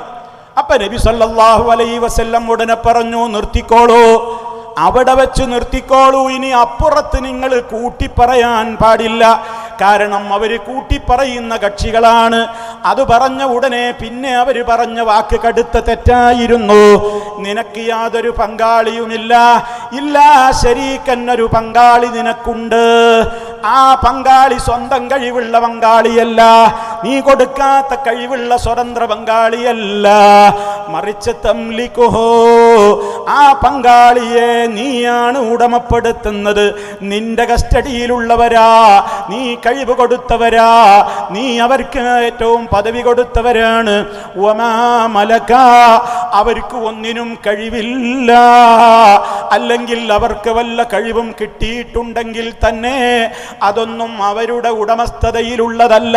മാലിക്കായ റബ്ബേ, നീ കൊടുത്തതാണ് അതൊക്കെ എന്ന് സമ്മതിച്ചു പറയുന്നു. എന്നിട്ടും എന്തേ അബൂജഹലടക്കമുള്ളവര് മുശ്രിക്കുകളായത്? ഇവിടെയാണ് നിങ്ങൾ ചിന്തിക്കേണ്ടത്. അല്ലാഹ് കൊടുത്ത കഴിവ് എന്ന് പറഞ്ഞിട്ട് കാര്യമല്ല. അല്ലാഹ് കൊടുക്കുന്ന കഴിവുണ്ട്, കൊടുക്കാത്ത കഴിവുണ്ട്. അള്ളാഹു ഒരു സൃഷ്ടിക്കും കൊടുക്കാത്ത കഴിവുകളുണ്ട്. അത് അവന്റെ മാത്രം പ്രത്യേകതയാണ്. ആ പ്രത്യേകത അവരൊരു കാലത്തും ഒരാൾക്കും വിട്ടുകൊടുക്കൂല എന്ന ഗൗരവത്തോടുകൂടെ നമ്മളങ്ങ് പഠിച്ചു മനസ്സിലാക്കി വെച്ചാൽ ഈ വിഷയം വളരെ ലളിതമായി മനസ്സിലാക്കുവാൻ സാധിക്കും. നിങ്ങൾ നോക്കൂ, ഈ സമൂഹത്തിന് പറ്റിയ അബദ്ധം എന്താണ്? ഈ സമൂഹത്തിന് എന്താണ് സംഭവിച്ചത്? ഇവര് മഹാത്മാക്കളായ ആളുകളെ അതിരുവിട്ട് പ്രശംസിച്ചതാണ് തകരാറിലായത്. നൂഹ് നബിയുടെ ജനതക്ക് പറ്റിയത് അതാണ്. ഇബ്രാഹിം അലൈഹിസ്സലാമിന്റെ ജനതക്ക് പറ്റിയത് അതാണ്. മൂസ നബിയുടെ ജനതക്ക് പറ്റിയത് അതാണ്. ഈസാ അലൈഹിസ്സലാമിന്റെ ജനതക്കും പറ്റിയത് അതാണ്. മഹാന്മാരായ ആളുകളെ അതിരുവിട്ട് അവര് പുകഴ്ത്തി പറഞ്ഞു. അള്ളാനെ കുറിച്ച് പറയേണ്ടത് ഇവരെ കുറിച്ചും പറയുകയാണ്. ഈ ഒരു അപകടം നമ്മുടെ സമൂഹത്തിൽ വരാതിരിക്കാൻ നാം ജീവനേക്കാളേറെ സ്നേഹിക്കുന്ന മുത്ത മുസ്തഫ സല്ലല്ലാഹു അലൈഹി വസല്ലം പണ്ടേ പറഞ്ഞിട്ടുണ്ട്, ലാ തുതുറൂനി, ഓ മുസ്ലിമീങ്ങളെ, നിങ്ങൾ എന്നെ പരിധി വിട്ട് പുകഴ്ത്തല്ലേ. അതുപോലെ ഉദാഹരണവും പറഞ്ഞു. ഒരു സമൂഹത്തെ ചൂണ്ടിക്കാട്ടിയിട്ടാണ് പറയുന്നത്, കമാ അത്റത്തിൻ നസാറാ, നസറാനികൾ ഈസബിന് മറിയം, മറിയമിന്റെ പുത്രൻ ഈസാ അലൈഹിസ്സലാമിനെ പരിധി വിട്ട് പുകഴ്ത്തിയതുപോലെ, പരിധി വിട്ട് പ്രശംസിച്ചതുപോലെ, പരിധി വിട്ട് മദ്ഹ് പറഞ്ഞതുപോലെ നിങ്ങൾ എന്നെക്കുറിച്ച് പരിധി വിട്ട് മദ്ഹ് പറയല്ലേ. ഞാൻ അല്ലാഹുവിൻ്റെ അടിമയാണ്, ഞാൻ അല്ലാഹുവിൻ്റെ യജമാനനായ റബ്ബിൻ്റെ ഒരു ദാസൻ മാത്രമാണ്. ആ റബ്ബ് നിങ്ങളെ സ്വർഗത്തിലേക്ക് നയിക്കേണ്ട പാഠങ്ങൾ നിങ്ങളെ പഠിപ്പിക്കാൻ ഏൽപ്പിച്ചിട്ടുള്ള റസൂലുമാണ്. ആ ആശയത്തിന് വിരുദ്ധമാകുന്ന ഒന്നും നിങ്ങൾ എന്നോടുള്ള ബഹുമാനമാണെന്ന് പറഞ്ഞിട്ട്, എന്നോടുള്ള സ്നേഹമാണെന്ന് പറഞ്ഞിട്ട് എന്നെക്കുറിച്ച് നിങ്ങൾ പറയല്ലേ എന്ന് നബി സല്ലല്ലാഹു അലൈഹി വസല്ലം പഠിപ്പിച്ചു തന്നത് എന്തുകൊണ്ടാ? എന്താ നമ്മുടെ സമൂഹത്തിലെ ആളുകൾക്ക് പറ്റിയത്? നമ്മളെക്കുറിച്ച് പലപ്പോഴും പറയും ഇവർക്ക് അമ്പിയാക്കളോട് ബഹുമാനമില്ല, സെൽഫികൾ അവർ പിഴച്ചവരാണ് പോലും. എന്തേ കാരണം? അവർക്ക് നബിമാരോട് ബഹുമാനമില്ല, ശുഹദാക്കളോട്, സാലിഹീങ്ങളോട്, ഔലിയാക്കളോട് ബഹുമാനമില്ല. ആരെ പറഞ്ഞു ബഹുമാനമില്ല എന്ന്? പക്ഷേ ഇവര് ബഹുമാനമായി അംഗീകരിക്കണമെങ്കിൽ എന്തു വേണം? നബിമാരെ വിളിച്ച് തേടിക്കൊള്ളണം, ശുഹദാക്കളെ വിളിച്ച് പ്രാർത്ഥിക്കണം, ഔലിയാക്കളെ വിളിച്ച് സഹായം തേടണം. അങ്ങനെയുള്ള ആ സ്നേഹപ്രകടനം, ആ ബഹുമാനം നമ്മൾ കാണിക്കാതെ വന്നപ്പോ അതിനെക്കുറിച്ചാണ് അവർക്കുള്ള ആക്ഷേപം. ഇവർക്ക് ഇവരോടൊന്നും സ്നേഹമില്ല. നബി സല്ലല്ലാഹു അലൈഹി വസല്ലമിനെ കുറിച്ച് പോലും അല്ലാഹു സുബ്ഹാനഹു വ തആല വ്യക്തമായി തന്നെ നമുക്ക് പഠിപ്പിച്ചു തന്നില്ലേ? അവിടുന്ന് ഒന്നിനെയും പടച്ചിട്ടില്ലല്ലോ. നബിതങ്ങളെ കുറിച്ച് ഖാലിഖെന്ന് നമുക്ക് പറയാൻ പറ്റുമോ? നബിതങ്ങളെ കുറിച്ച് അള്ളാന്റെ ഏതെങ്കിലും ഗുണവിശേഷണങ്ങളെ, റബ്ബിന് മാത്രമുള്ള ഗുണവിശേഷണങ്ങൾ മഹാനായ നബി സല്ലല്ലാഹു അലൈഹി വസല്ലമിനെ കുറിച്ച് ആ അർത്ഥത്തിൽ നമുക്ക് പറയാൻ പറ്റുമോ? ഒന്ന് ഗൗരവത്തോടെ ആലോചിച്ചു നോക്ക്. അള്ളാഹുവിന്റെ റസൂല് ഒരിക്കൽ ഒരു കല്യാണത്തിന്റെ സദസ്സിലേക്ക് കയറി ചെല്ലുമ്പോ അവിടെയുള്ള കൊച്ചു പെൺകുട്ടികൾ ഒരു പാട്ട് പാടുന്നുണ്ടായിരുന്നു. നബിതങ്ങളെ കണ്ടപ്പോൾ നിങ്ങൾ ആലോചിക്കണം, പരിധി വിട്ട് പ്രശംസിക്കുക എന്ന് പറഞ്ഞാൽ നബിതങ്ങളെ അള്ളാഹ് വിളിക്കലാണോ? നബിതങ്ങളെ ഖാലിഖെന്ന് പറയലാണോ? നബിതങ്ങളെ കുറിച്ച് മറ്റെന്തെങ്കിലും ആ രൂപത്തിൽ പറയലാണോ? അത് മാത്രമാണോ? ഒരിക്കലുമല്ല. ഈ ഒരു ഉദാഹരണം നിങ്ങൾ പഠിച്ചു വെക്കണം. ഈ ഉദാഹരണം ഇതിന്റെ അടിസ്ഥാന വിഷയമായി നിങ്ങൾ പഠിച്ചു വെക്കണം. മദ്ഹിന്റെ പരിധി എത്രയാണ്, അതുപോലെ തന്നെ പ്രശംസിക്കാനുള്ള അതിരെത്രയാണ്. ആ അതിർത്തി ലംഘിച്ചതാണ് ഇവിടെ സകല പ്രശ്നങ്ങൾക്കും കാരണമായത്. അല്ലാഹുവിന്റെ റസൂലിനെ കണ്ടപ്പോൾ ആ കുട്ടികൾ വഫീനാ നബിയുൻ, ഞങ്ങളിൽ ഒരു നബിയുണ്ട്, യഅലമു മാ ഫീ ഗദീ, നാളെ നടക്കാനിരിക്കുന്ന കാര്യങ്ങളൊക്കെ ഇന്ന് തന്നെ അറിയാവുന്ന, മുഴുവൻ കാര്യങ്ങളും അറിയാവുന്ന ഒരു നബി ഞങ്ങളിലുണ്ട് എന്ന് റസൂലുള്ളാഹി സ്വല്ലല്ലാഹു അലൈഹി വസല്ലമിനെ കണ്ടപ്പോ ആ പെൺകുട്ടികൾ പാട്ടുപാടിയപ്പോ അള്ളാഹുവിന്റെ റസൂല് പറയുന്നു, മക്കളെ ഇത് നിങ്ങൾ പാടാൻ പാടില്ലോ. ഗൗരവത്തിൽ ചിന്തിക്ക്. ഇത് നിഷേധിക്കാൻ ഏത് മുസ്ലിയാർക്കാണ് സാധിക്കുക? ഇതില്ല എന്ന് പറയാൻ ആർക്കാണ് സാധിക്കുക? ഗൗരവത്തോടെ ചിന്തിക്ക് പ്രിയപ്പെട്ടവരെ. എന്തേ അള്ളാന്റെ റസൂലിനെ കുറിച്ച് ആ കുട്ടികൾ പറഞ്ഞുള്ളൂ? അള്ളാന്റെ മോനാണ് ഈ കടന്നു വരുന്നത് എന്ന് പറഞ്ഞോ? അള്ളയാണ് ഈ കടന്നു വരുന്നത് എന്ന് പറഞ്ഞോ? അതൊന്നും പറഞ്ഞിട്ടില്ല. ഇത്രേ പറഞ്ഞുള്ളൂ. നാളെ നടക്കുന്ന കാര്യങ്ങളൊക്കെ അറിയാവുന്ന, മറഞ്ഞ കാര്യങ്ങളൊക്കെ അറിയാവുന്ന നബി ഞങ്ങൾക്കുണ്ട് എന്ന് പറഞ്ഞപ്പോൾ മുത്ത് മുസ്തഫ കുട്ടികളെ വിളിച്ചിട്ട് അത് പാടരുതെന്ന് പറഞ്ഞു തിരുത്തി കൊടുക്കുകയാണ്. കാരണം നാളെ നടക്കുന്ന കാര്യങ്ങൾ അറിയുന്നവൻ അല്ലാഹു അല്ലാതെ ഇല്ല. അത് നബിയെ കുറിച്ച് പറയാൻ പറ്റില്ല. നബി സല്ലല്ലാഹു അലൈഹി വസല്ലമ നമുക്ക് മറഞ്ഞ ഒരുപാട് കാര്യങ്ങൾ പലപ്പോഴും അറിയിച്ച് തന്നിട്ടുണ്ടല്ലോ. അതെങ്ങനെ മനസ്സിലായി? അത് അല്ലാഹു വഹയിലൂടെ അറിയിച്ചു കൊടുത്തത് മാത്രമാണ് ആ പറഞ്ഞു തന്നത്. വഹയി കിട്ടാത്ത വിഷയത്തിൽ മുത്ത മുസ്തഫാക്കും മറഞ്ഞ കാര്യം അറിയാൻ സാധിച്ചിട്ടില്ല. ഒരൊറ്റ സംഭവം ഞാൻ നിങ്ങളുടെ ശ്രദ്ധയിൽപ്പെടുത്തട്ടെ. എൻ്റെ ഉമ്മമാര് ശ്രദ്ധിക്കണം, എൻ്റെ സഹോദരിമാര് സഹോദരന്മാര് ശ്രദ്ധിക്കണം. അള്ളാന്റെ റസൂലിനെ ഏതാ ഒരു സഹാബിയുടെ വീട്ടിലേക്ക് വിരുന്നിന് വിളിച്ചു കൊണ്ടുപോയി. നബി തങ്ങളുടെ കൂടെ സഹാബിമാര് വേറെയുമുണ്ട്. ഒരു വിരുന്ന് സൽക്കാരം ഒരുക്കിയിരിക്കുകയാണ്. നബി തങ്ങൾ അതാ വീട്ടിലേക്ക് കയറി ചെല്ലുന്നു. അതാ ഭക്ഷണത്തളിക കൊണ്ടുവരുന്നു. അതിലതാ ചുട്ട മാംസം അങ്ങനെ നിരത്തി വെച്ചിരിക്കുന്നു. ചുട്ട മാംസമാണ്. ആ സമയത്ത് നബി സല്ലല്ലാഹു അലൈഹി വസല്ലമ ബിസ്മീൻ ചൊല്ലിയിട്ടതാ ആ ചുട്ട മാംസം കഴിക്കാൻ വേണ്ടി അതിലേക്ക് കയ്യങ്ങ് നീട്ടുന്നു.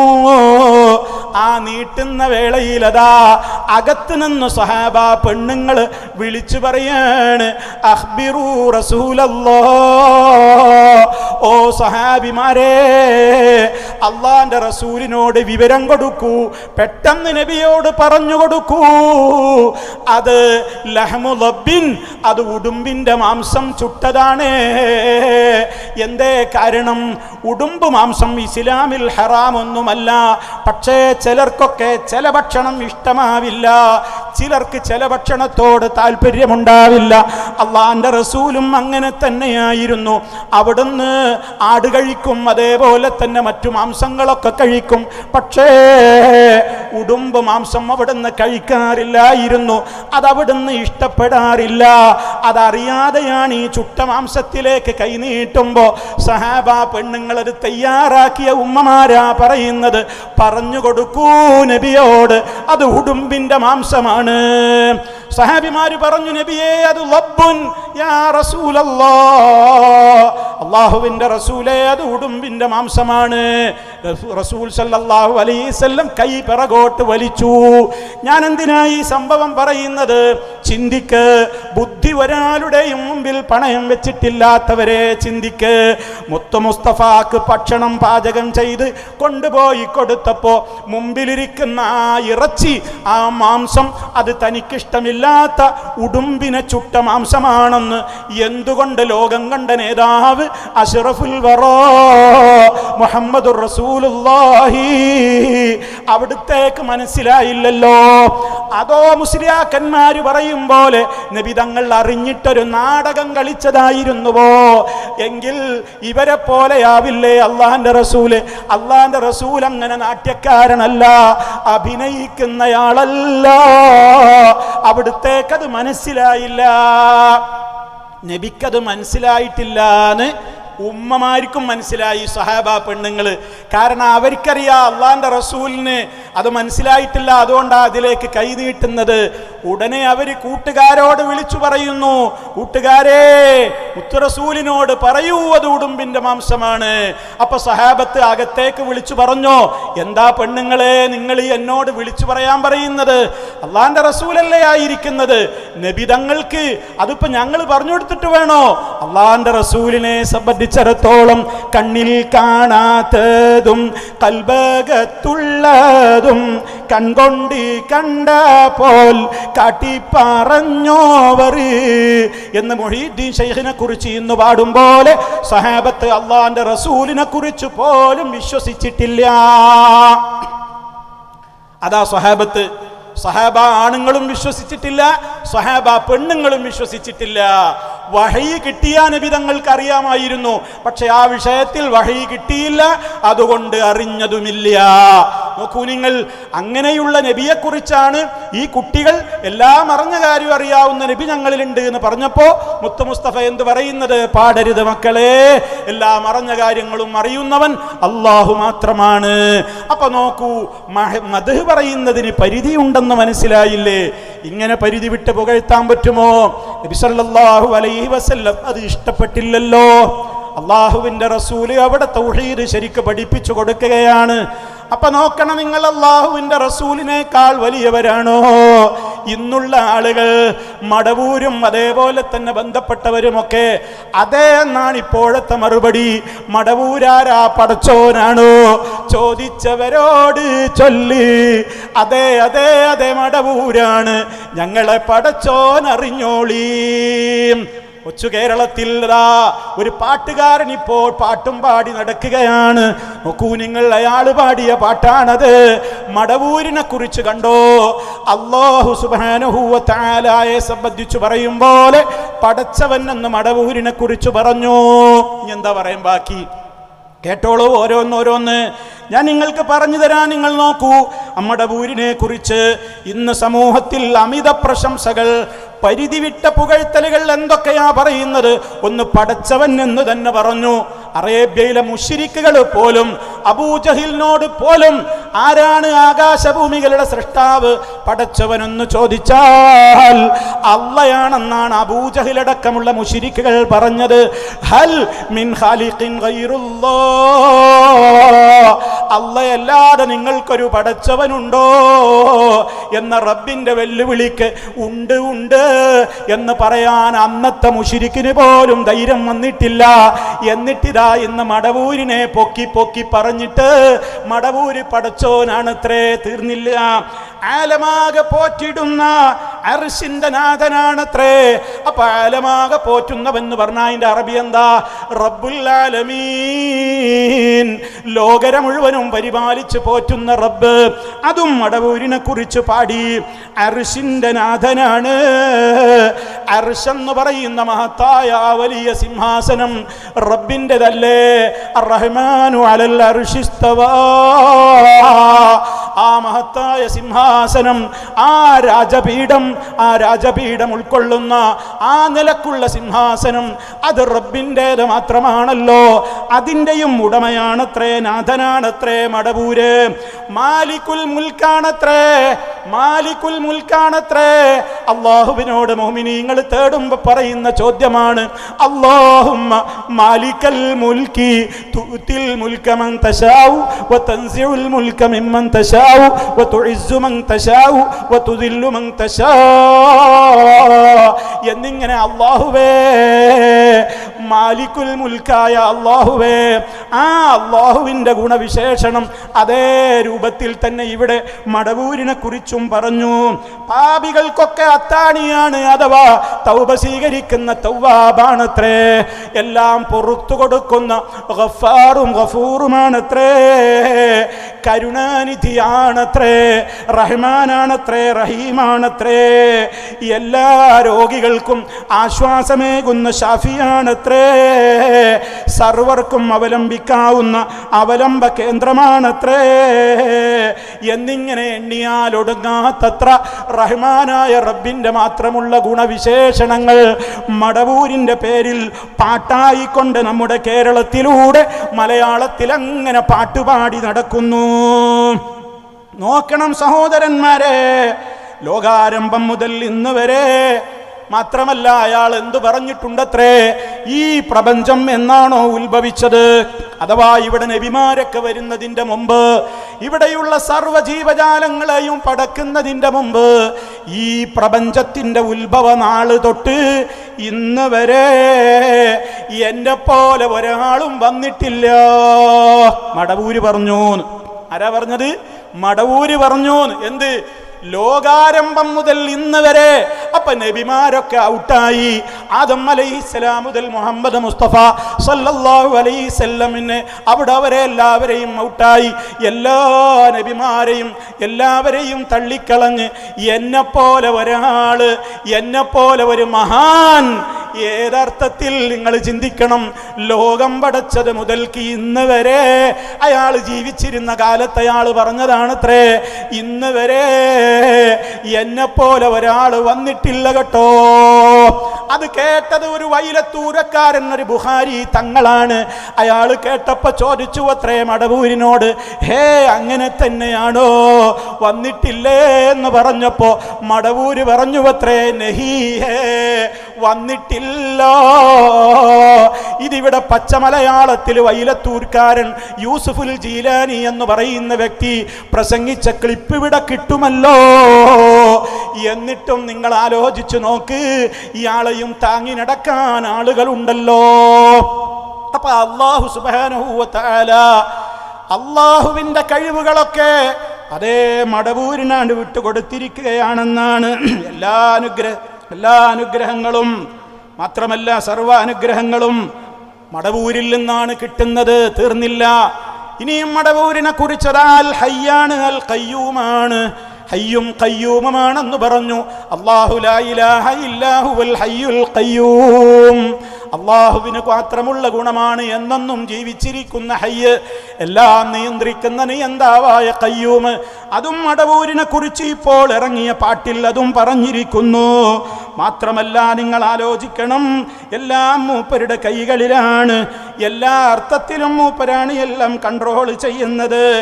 ഇങ്ങനെ റഹ്മാനായ റബ്ബ് അല്ലാഹു സുബ്ഹാനഹു വ തആല അവൻ്റേത് മാത്രമായ പ്രത്യേകതകളായി നിലനിർത്തിയിട്ടുള്ള അതേ ഗുണങ്ങളെ മടവൂരിലും അങ്ങ് ചാർത്തി. ഇത് മടവൂരിൽ മാത്രല്ല, ഇവരുടെ മാലപ്പാട്ടുകളിലൊക്കെ ഇതുണ്ട്. ഇതിപ്പോ ഒരു പുതുമയൊന്നുമില്ല.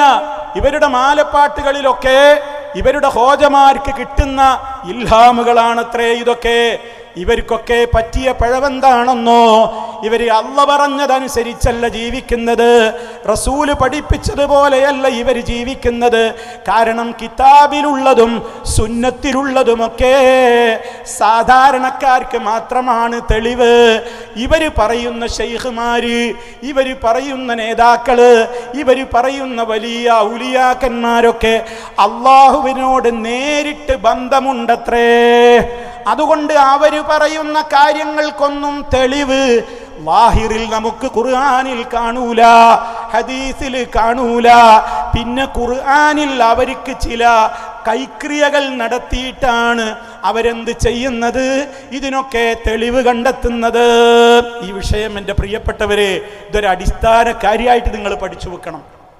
ഈ തർക്കമൊക്കെ ഉണ്ടായത് അതുകൊണ്ടാണ്. അള്ളാന്റെ കിതാബ് അനുസരിച്ച് ജീവിച്ചിരുന്നുവെങ്കിൽ ഇവിടെ ഈ ശിർക്ക് ഉണ്ടാവില്ല. നബി സല്ലല്ലാഹു അലൈഹി വസല്ലമ പഠിപ്പിച്ച ഹദീസുകൾ അനുസരിച്ച് ജീവിച്ചിരുന്നുവെങ്കിൽ ഇവിടെ ഈ പ്രശ്നങ്ങൾ ഉണ്ടാവില്ല.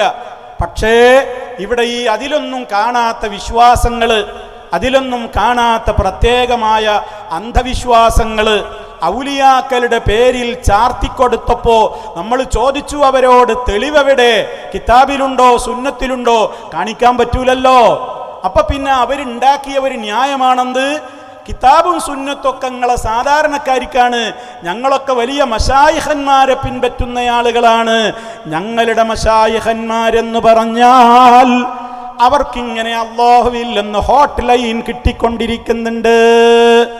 അവർക്കിങ്ങനെ നിരന്തരം അല്ലാഹ് അവരോട് സംസാരിക്കുകയാണ്.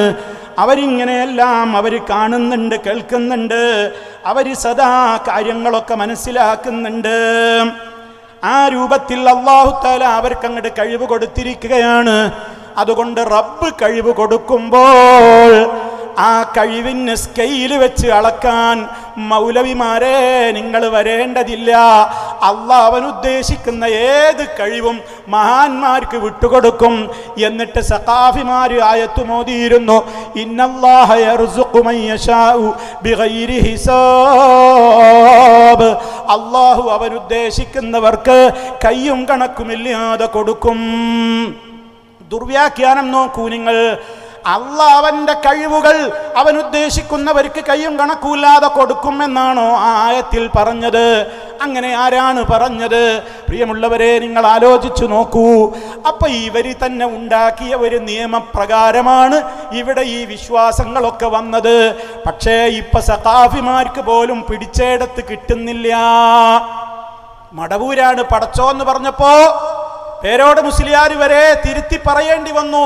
പേരോട് മുസ്ലിയാർ വരെ പറഞ്ഞു, പറഞ്ഞോ കാഫിറാണ്, അവന് പെണ്ണുങ്ങളെ കല്യാണം കഴിച്ചു കൊടുക്കാൻ പാടില്ല, കാഫിറായ നിലയ്ക്ക് അവൻ മരിച്ചാൽ മയ്യത്ത് നിസ്കരിക്കാൻ പാടില്ല, മുസ്ലിമീങ്ങളുടെ ഖബർസ്ഥാനിൽ കൊണ്ടുവന്ന് മറമാടാൻ പാടില്ല, അവന്റെ മകളെ കൈകൊടുക്കുന്ന രക്ഷാധികാരിയായി അവൻ നിൽക്കാൻ പാടില്ല, അവന് അനന്തരാവകാശം കിട്ടൂല, മുസ്ലിമിന്റെ ഒരു ആനുകൂല്യവും അവന് കിട്ടൂല എന്ന് ഈ പാട്ടുപാടിയിട്ടുള്ള ആളെ കുറിച്ച്, ആ വിശ്വാസക്കാരെ കുറിച്ച് പേരോട് പറയുമ്പോ നമുക്ക് ചോദിക്കാനുള്ള, ഓ മുസ്ലിയാക്കളെ, മടവൂര് പടച്ചോനാണെന്ന് പറഞ്ഞാലും മാലിക്കുൽ മുലൂക്കാണെന്ന് പറഞ്ഞാലും അർശിന്റെ ഉടമയാണെന്ന് പറഞ്ഞാലും എല്ലാം പൊറുക്കുന്ന റഊഫ, എല്ലാം പൊറുക്കുന്ന ഗഫാറാണെന്ന് പറഞ്ഞാലും ഏത് വിശേഷണങ്ങൾ മടവൂരിന് ഉണ്ടെന്ന് പറഞ്ഞാലും അതിനെയൊക്കെ എതിർക്കാൻ നിങ്ങൾക്കെന്താ അവകാശം? സലഫികളായ ഞങ്ങൾക്കല്ലേ അതിന് അവകാശമുള്ളൂ. കാരണം ഞങ്ങളല്ലേ പണ്ട് മുതലേ അല്ലാഹ് അവൻ്റേത് മാത്രമായ ഒരു കഴിവും ഒരാൾക്കും വിട്ടുകൊടുക്കുന്ന പ്രശ്നമേ ഇല്ല എന്ന് പണ്ട് ഞങ്ങൾ സമൂഹത്തോട് പറഞ്ഞപ്പോ അന്ന് നിങ്ങൾ ഞങ്ങൾക്കെതിരെ ഓതിയ ആയത്താണ്, അല്ലാഹ് കൊടുക്കുന്ന കഴിവിന് പരിധിയില്ല മൗലവിമാരെ, അല്ലാഹ് എന്ത് കഴിവും കൊടുത്തോട്ടെ, ആ കഴിവിന് ലിമിറ്റ് നിശ്ചയിക്കാനും കഴിവിന്റെ പരിധി അളക്കാനും നിങ്ങൾ സ്കെയിലും കൊണ്ടുവരണ്ട. ഇപ്പൊ എന്തായി? ഏത് കഴിവും കൊടുക്കുന്നു പറഞ്ഞാ പിന്നെ ഇവർ പാട്ടിലിറക്കിയപ്പോ പിന്നെ എന്താ പ്രശ്നം? അള്ളാഹ്ക്ക് എന്താ പടക്കാനുള്ള കഴിവ് മടവൂരിന് കൊടുത്തൂടെ? അപ്പൊ അയാളും ഖാലിഖാവൂലെ, പടച്ചോനെ കൂടെ. ചിലതൊക്കെ മടവൂരെ നീ പടച്ചോന്ന് അള്ളാഹ്ക്കാണ് പറഞ്ഞിട്ട് പടക്കാനുള്ള കഴിവ് അങ്ങോട്ട് കൊടുത്താൽ അയാൾ പടച്ചോനാകൂലേ? നിങ്ങളെ വാദപ്രകാരം അയാൾക്ക് കൊടുക്കുന്നതിന് തടസ്സമൊന്നുമില്ലല്ലോ, ലിമിറ്റ് നിശ്ചയിക്കണ്ടെന്നല്ലേ നിങ്ങൾ പറഞ്ഞത്. ഇപ്പൊ നിങ്ങൾക്ക് എന്തേ ആശയം മാറിയത്? ഇപ്പൊ നിങ്ങൾ എന്തേ അതിൽ നിന്ന് മാറിയത്? ഞങ്ങൾക്കറിയാം ഇവിടെ ഞങ്ങളുണ്ട്, സലഫികളുണ്ട്. സലഫികൾ ഞങ്ങളെ ആദർശ രംഗത്ത് പൊളിച്ചടുക്കും, വിടൂല എന്ന പേടിയുണ്ടായപ്പോ പേരോട് മുസ്ലിയാരടക്കമുള്ള സഖാഫികൾ പറയുന്നു, മടവൂര് പടച്ചോനാണെന്ന് പറഞ്ഞോര് കാഫിറാണ്, മടവൂര് മാലിക്കുൽ മുലൂക്കാണെന്ന് പറഞ്ഞോ കാഫിറാണ്, മടവൂര് അർശിന്റെ ഉടമയാണെന്ന് പറഞ്ഞോ കാഫിറാണ്. മാത്രമല്ല ലോകമൊട്ടാകെ നിയന്ത്രിക്കുന്നത് മടവൂരാണെന്ന് പറയുന്നവര് ശിർക്കാണ് പറയുന്നത്, കുഫ്റാണ് പറയുന്നത്. അതിലൂടെ നിങ്ങൾക്കൊരു രസം കേൾക്കണോ? ലോകം മൊത്തം നിയന്ത്രിക്കുന്ന മുദബ്ബിറുൽ ആലമും ഖുതുബുൽ ആലമുമാണ് മടവൂരെന്ന് അയാളുടെ ഉസ്താദായ കാന്തപുരമാണ് മൗലൂദിന്റെ കിതാബിൽ എഴുതി വെച്ചത്. മടവൂരിന്റെ പേരിൽ മർക്കസിൽ നിന്ന് ഇറക്കിയിട്ടുള്ള ഒരു മൗലിദ് കിതാബുണ്ട്. ആ മൗലിദ് കിതാബിന്റെ തുടക്കത്തിൽ കാന്തപുരം അവതാരിക എഴുതി കൊടുത്തപ്പോ പറഞ്ഞു, ഞാനിത് ആദ്യാന്തം വായിച്ചു നോക്കി. ഈ മൗലിദ് ഇത് വല്ലാത്തൊരു പുതുമയുള്ള മൗലിദാണ്, വലിയ പുണ്യമുള്ള മൗലിദാണ്. അതുകൊണ്ട് എല്ലാ വീടുകളിലും നിങ്ങളിത് സൂക്ഷിക്കണേ, ഈ മൗലൂദ് ചൊല്ലണേ എന്ന് കാന്തപുരം അവതാരിക എഴുതിയ മൗലിദിലുണ്ട്. ഖുതുബുൽ ആലമാണ്, മുദബ്ബിറുൽ ആലമാണ് മടവൂരെന്ന്. പേരോട് കിതാബോദീട്ടാ മറുപടി പറയുന്നത്. മഖാസിദ് എന്ന് പറയുന്ന ശരീഅത്തിന്റെ ഗ്രന്ഥം, അതേ അഖീദയുടെ ഗ്രന്ഥം വളരെ കൃത്യമായിട്ട് തന്നെ വളരെ വ്യക്തമായി ശറഹുൽ അഖായിദിന്റെ വാചകങ്ങളൊക്കെ ഉദ്ധരിച്ചുകൊണ്ട് ആര് ചോദിക്കുന്നത്? പേരോട് ചോദിക്കുന്നത് എന്ത്? അത് പറഞ്ഞാൽ അത് കുഫിരിയത്താണ്, അത് ശിർക്കാണ്. ഇതോടുകൂടെ പേരോട് മുസ്ലിയാർ ഇന്ന് വരെ മറുപടി പറഞ്ഞിട്ടില്ല. എന്ത്? ഉസ്താദിന്റെ വിധി എന്താണ്?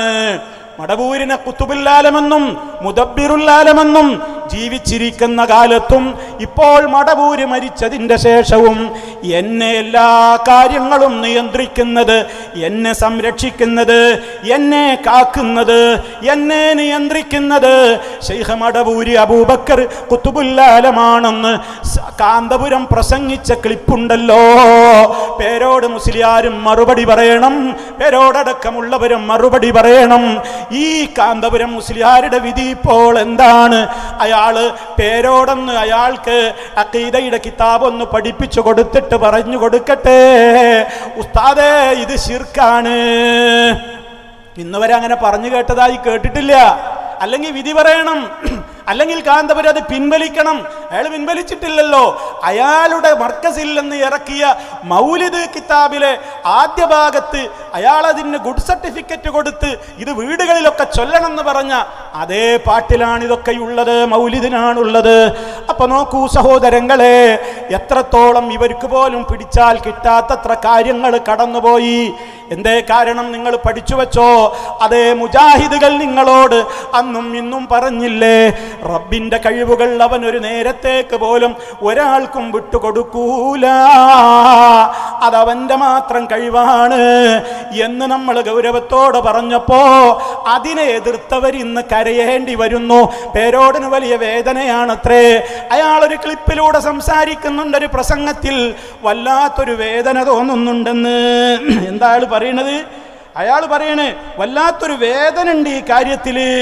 അള്ളാഹുവിനെ സംബന്ധിച്ച്, അവനെ സംബന്ധിച്ച് പറയേണ്ട കാര്യങ്ങൾ വളരെ കൃത്യമായി വ്യക്തമായി ഇപ്പോ ഈ സമൂഹം ഇവരെ കുറിച്ചൊക്കെ പറഞ്ഞു കൊടുക്കുമ്പോൾ അതൊക്കെ കുഫറാണ്, പറയരുതേ എന്ന് ജനങ്ങളോട് പറയാൻ ഉത്തരവാദപ്പെട്ട ആളുകൾ അത് പറയുന്നില്ല, അതിനെ ന്യായീകരിക്കാൻ നടക്കുകയാണ്.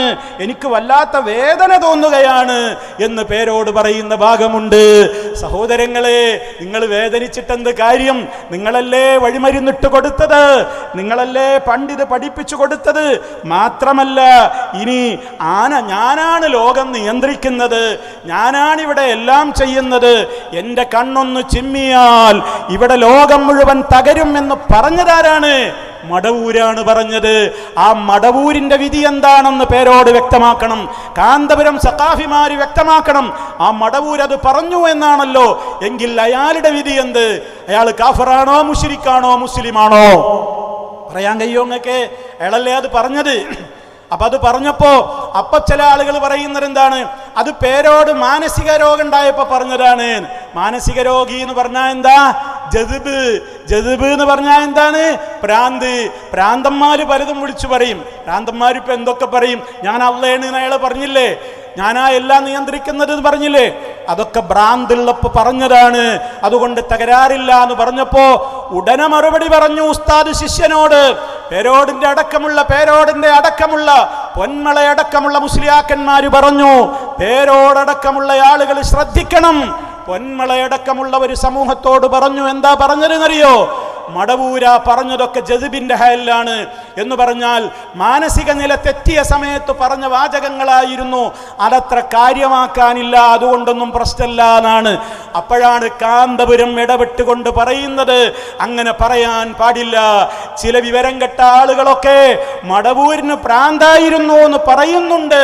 മടവൂരിന് ഒരു ഭ്രാന്തും ഉണ്ടായിരുന്നില്ല, നല്ല തെളിഞ്ഞ അസല് ബുദ്ധിയായിരുന്നു മടവൂരിനെന്ന് കാന്തപുരം പറയുന്ന ഭാഗമുണ്ട്. നിങ്ങൾ കേട്ടുനോക്കൂ. അപ്പൊ സഹോദരങ്ങളെ, അങ്ങനെ ഓരോ മേഖലയിലും കാന്തപുരം തന്നെ ഇടപെട്ടു. ഇപ്പൊ എന്താ ഈ വിധി? കാന്തപുര തിരുത്തി കൊടുക്കണത്.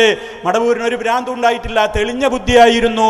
പൊന്മള അബ്ദുൽ ഖാദർ മുസ്ലിയാരി പറയുന്നതോ മടവൂരിന് ജദ്ബായിരുന്നു, മാനസിക രോഗമായിരുന്നു, മാനസികമായി തകരാറുള്ളപ്പോ പറഞ്ഞതാണ്. അപ്പൊ ഒരാൾ ചോദിക്കുകയാണ് പൊന്മളയോട്, എന്ത്, എനിക്ക് ഭ്രാന്തൊന്നുമില്ല എന്ന് മടവൂര് പറഞ്ഞിട്ടില്ലേ അതോ? അപ്പൊ പൊന്മളയുടെ മറുപടി രസാവഹമാണ്. എനിക്ക് ഭ്രാന്തില്ല എന്ന് പറഞ്ഞതും ഭ്രാന്തുള്ള നേരത്തായി കൂടായില്ല.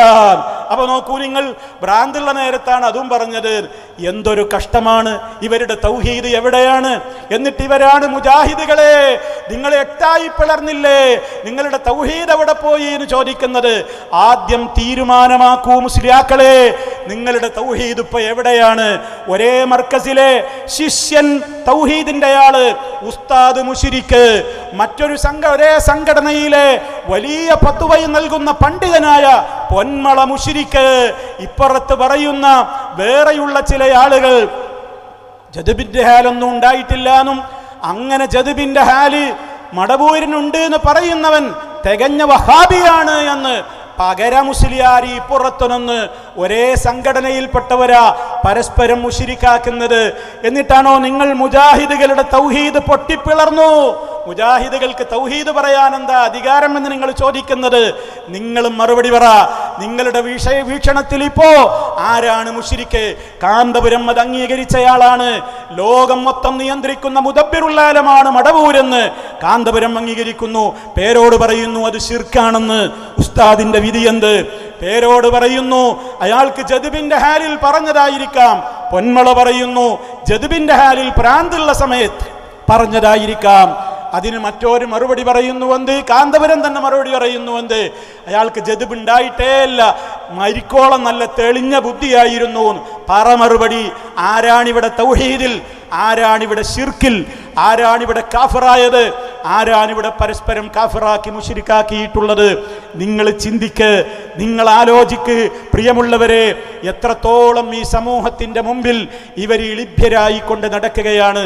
മാത്രല്ല, മാലപ്പാട്ടുകളെ മുഴുവനും തള്ളേണ്ട ഗതികേടിലേക്കല്ലേ എത്തിയിട്ടുള്ളത്.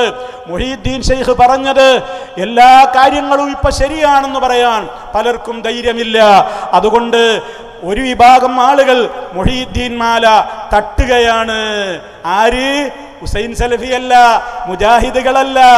അവരുടെ കൂട്ടത്തിൽ ഒരു കൂട്ടം ആളുകൾ ഇപ്പോ എല്ലാ മാലയും അംഗീകരിക്കുന്നില്ല. നിങ്ങൾ ആലോചിച്ചു നോക്കി. മുഹീദ്ദീൻ ശൈഖിന്റെ പേരിൽ ഇവരൊരു കറാമത്ത് പറയാറുണ്ട്. അതെന്താ? ഇഷ്ടപ്പെട്ട മുരീദിന്റെ റൂഹും കൊണ്ട് അസ്രായീൽ പറന്നുയർന്നപ്പോ അസ്രായീലിന്റെ കയ്യിൽ നിന്ന് റൂഹിന്റെ കൊട്ട തട്ടി തൻ്റെ ശിഷ്യന്റെ റൂഹ് തിരിച്ചു കൊടുത്ത ഒരു കഥ, കൊട്ട തട്ടിയ കഥ പറയുന്ന മുഹീദ്ദീൻ മാലയുണ്ട്. പേരോടത് അംഗീകരിക്കുന്നില്ല. അത് വിശ്വസിക്കാൻ പാടില്ല എന്നാണ് പേരോട് പറയുന്നത്. അതേപോലെ തന്നെ അലവി സഖാഫിയും അതാണ് പറയുന്നത്. ഇവിടെയുള്ള കർണാടകയിലെ സഖാഫികളും പലരും അത് തന്നെയാണ് പറയുന്നത്. അതേ അവസരത്തിൽ ആ വിശ്വാസം ഇവിടെ സമസ്തയുടെ സ്ഥാപക നേതാവായ, സമസ്തയുടെ ആദ്യകാല ജനറൽ സെക്രട്ടറി ആയിരുന്ന പാങ്ങിൽ അഹമ്മദ് കുട്ടി മുസ്ലിയാർ എഴുതിയിട്ടുള്ള മാലപ്പാട്ടിലില്ലേ? അയാൾ എഴുതിയിട്ടുള്ള കുത്തുബിയത്തിലില്ലേ? എന്ത് ഈ കൊട്ട തട്ടിയ കഥ പറയണം നിങ്ങൾ മറുപടി. സഖാഫിമാർ ഈ സമൂഹത്തെ വഞ്ചിക്കാൻ തുടങ്ങിയിട്ട് കാലം കുറേയായി. ഞാൻ എൻ്റെ ഈ നാട്ടിലെ എൻ്റെ ശബ്ദം ശ്രവിക്കുന്ന സാധാരണക്കാരോട് പറയുകയാണ്, നിങ്ങൾ പാവങ്ങളാണ്. ഞങ്ങളും അവരുമൊക്കെ പറയുമ്പോൾ ഇവർ ഖുർആനും ഹദീസുമേ പറയൂ എന്നാണ് നിങ്ങൾ വിശ്വസിക്കുന്നത്. ഞങ്ങളെ നിങ്ങൾക്ക് വിശ്വസിക്കാം, അവരുടെ കാര്യം നിങ്ങൾ തീരുമാനമാക്കിക്കോളൂ. അവർ പറയുന്നു അങ്ങനെ കൊട്ട തട്ടിയ കഥ ഞങ്ങൾ അംഗീകരിക്കൂലെന്ന് ഒരു കൂട്ടര്, മറ്റേ കൂട്ടര് പറയുന്നു അത് അംഗീകരിക്കണം. ആരാണ് തൗഹീദിൽ, ആരാണ് ശിർക്കില്ലെന്ന് നിങ്ങൾ തീരുമാനമാക്കണം. ആലോചിച്ചു നോക്കൂ, ആ കൊട്ട തട്ടിയ കഥ ഇന്ന് പേരോട് മുസ്ലിയാർ അംഗീകരിക്കുമോ?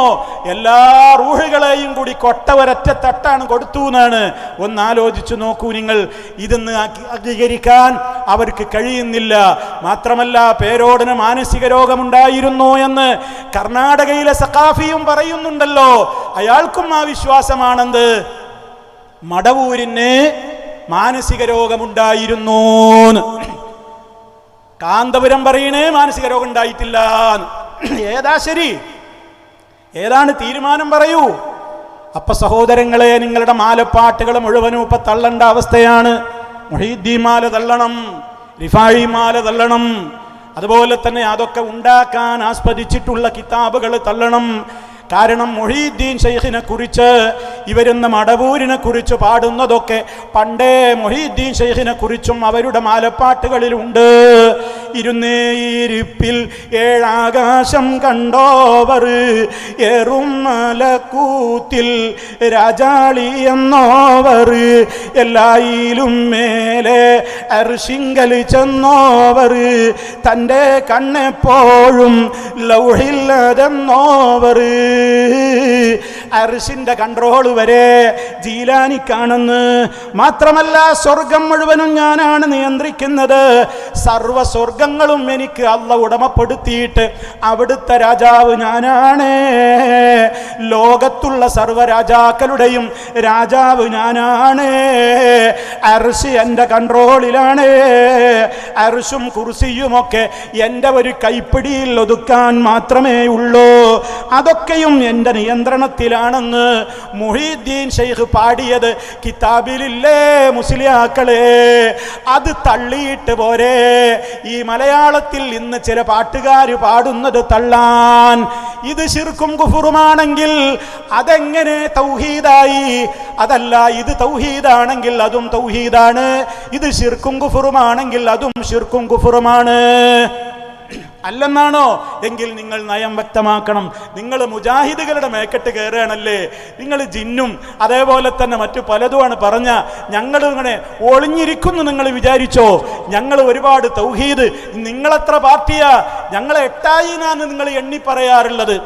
നിങ്ങളോ എണ്ണിയാൽ 8 അല്ല 18 അല്ല 800 അല്ല, അത്രത്തോളം വളർന്ന് കഷ്ണങ്ങളായിട്ടാണ്. ഈ മംഗലാപുരത്ത് തന്നെ അടുത്ത ദിവസങ്ങളിൽ പേരോട് സഖാഫിയെ തൊലിയുരിച്ചുകൊണ്ട്, അതേപോലെ തന്നെ കർണാടകയിലെ മറ്റൊരു സഖാഫിയെ തൊലിയുരിച്ചുകൊണ്ട് മറ്റൊരു വിഭാഗം ഇവിടെ പ്രസംഗിച്ചില്ലേ?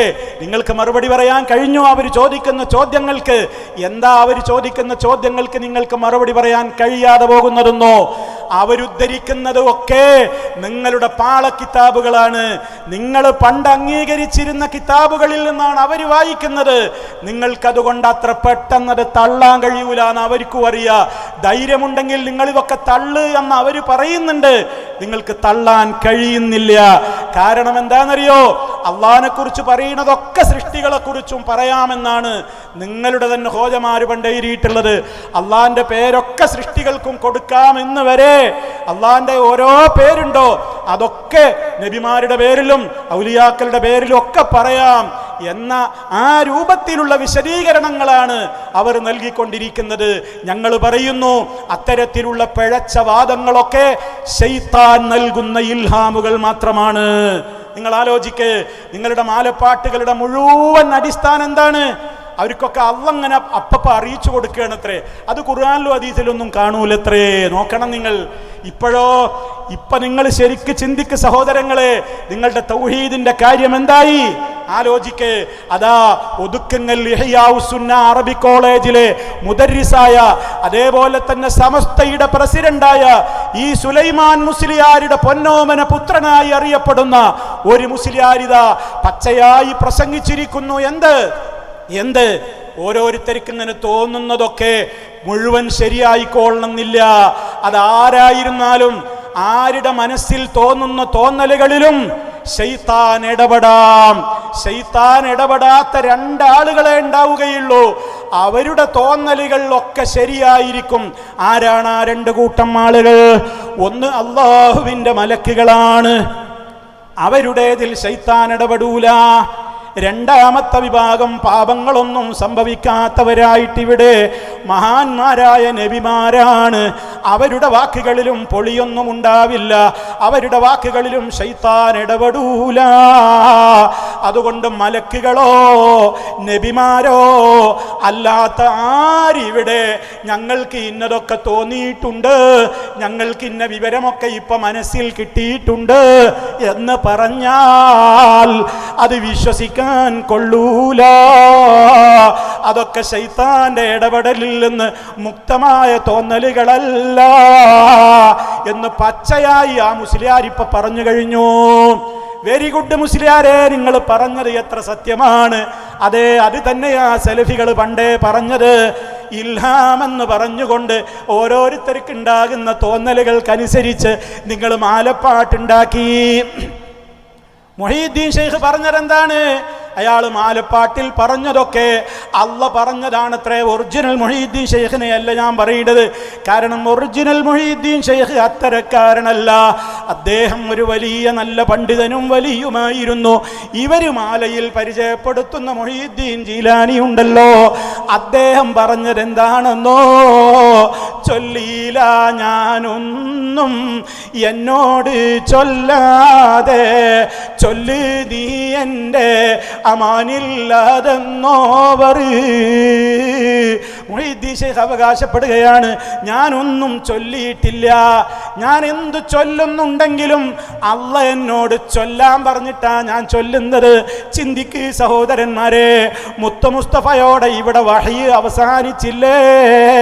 വാനലോകത്ത് നിന്ന് അള്ളാഹു ഒരാളോട് നേരിട്ട് സംസാരിക്കുന്ന ആ രീതി അള്ളാന്റെ റസൂലോട് കൂടെ അവസാനിച്ചില്ലേ? നബിതങ്ങൾ അന്ത്യപ്രവാചകരല്ലേ? അന്ത്യപ്രവാചകനായ മുത്ത് മുസ്തഫയുടെ വഫാത്തിന്റെ ശേഷം ഇനി ഇവിടെ ആർക്കാണ് വഹി കിട്ടുക? ഇനി ഇവിടെ ആർക്കാണ്, ആരോടാണ് അള്ളാഹു നേരിട്ട് സംസാരിക്കുക?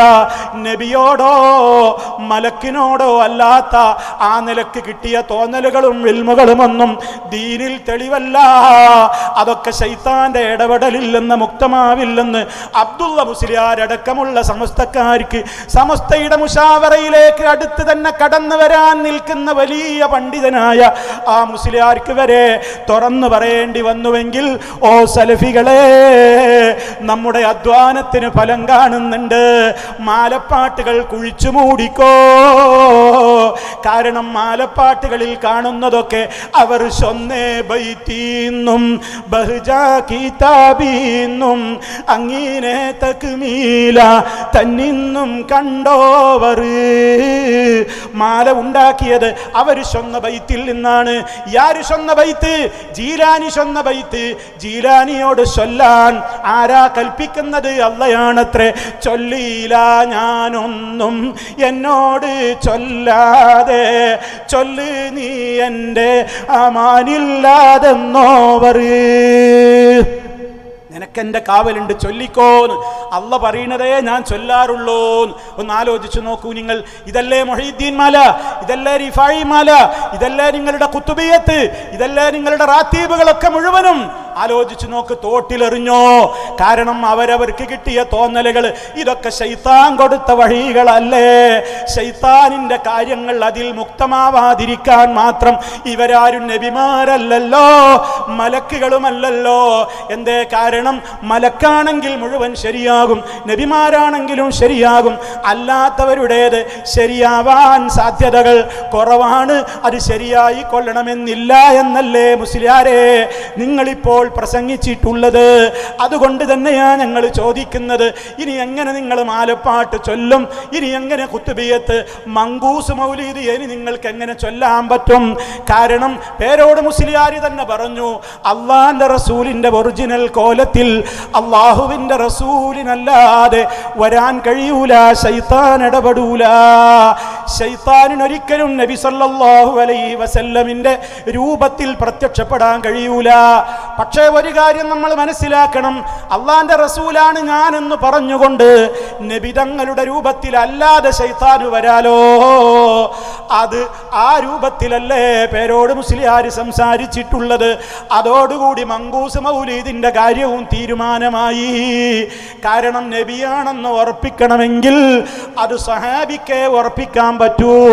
അല്ലെങ്കിൽ അള്ളാന്റെ റസൂലിന് ഹദീസിൽ പറഞ്ഞ ഏതൊക്കെ ഗുണങ്ങളുണ്ടോ അതൊക്കെ ശരിക്ക് കലക്കി കുടിച്ച ഒരു പണ്ഡിതന് മാത്രമേ നബിയെ കണ്ടാ നബിയാണെന്ന് മനസ്സിലാകൂ. അല്ലാത്തവരുടെ കാര്യം അത് ശൈത്താനാവാം എന്ന് പേരോട് മുസ്ലിയാർ ആ സത്യം ലോകത്തോട് വിളിച്ചു പറഞ്ഞു. അൽഹംദുലില്ലാഹ്. അതോടുകൂടെ മങ്കൂസ് മൗലിദും തോട്ടിലേക്ക് എറിയണം. കാരണം അതിന്റെ അവസാന ഭാഗത്ത് പറയുന്ന കഥ ഒരു അമുസ്ലിമായ മനുഷ്യൻ റസൂലുള്ളാഹിനെ സ്വപ്നം കണ്ട കഥയാണ്. പോയില്ലേ? മങ്കൂസ് തോട്ടിലായി, ശറഫൽ അനാം തോട്ടിലായി, മുഹീദ്ദീൻ മാല തോട്ടിലായി, ഖുത്ബിയത്ത് പോയി, റിഫായി മാല പോയി, എല്ലാം പോയി. നോക്കൂ നിങ്ങൾ, ഇങ്ങനെയാണ് നന്മയിലേക്ക് മടങ്ങി വരൽ. നമ്മളിവിടെ പേരോടിനെയോ അത് അംഗീകരിച്ച മുസ്ലിയാക്കന്മാരെയോ കുറ്റപ്പെടുത്താനല്ല. നല്ല കാര്യമാണ്, നിങ്ങൾ അങ്ങനെയൊക്കെ കുറെ കാര്യങ്ങൾ തിരുത്തി പറയുന്നുണ്ട്. പക്ഷേ അത് ഇഖ്ലാസോടെ പറയണം.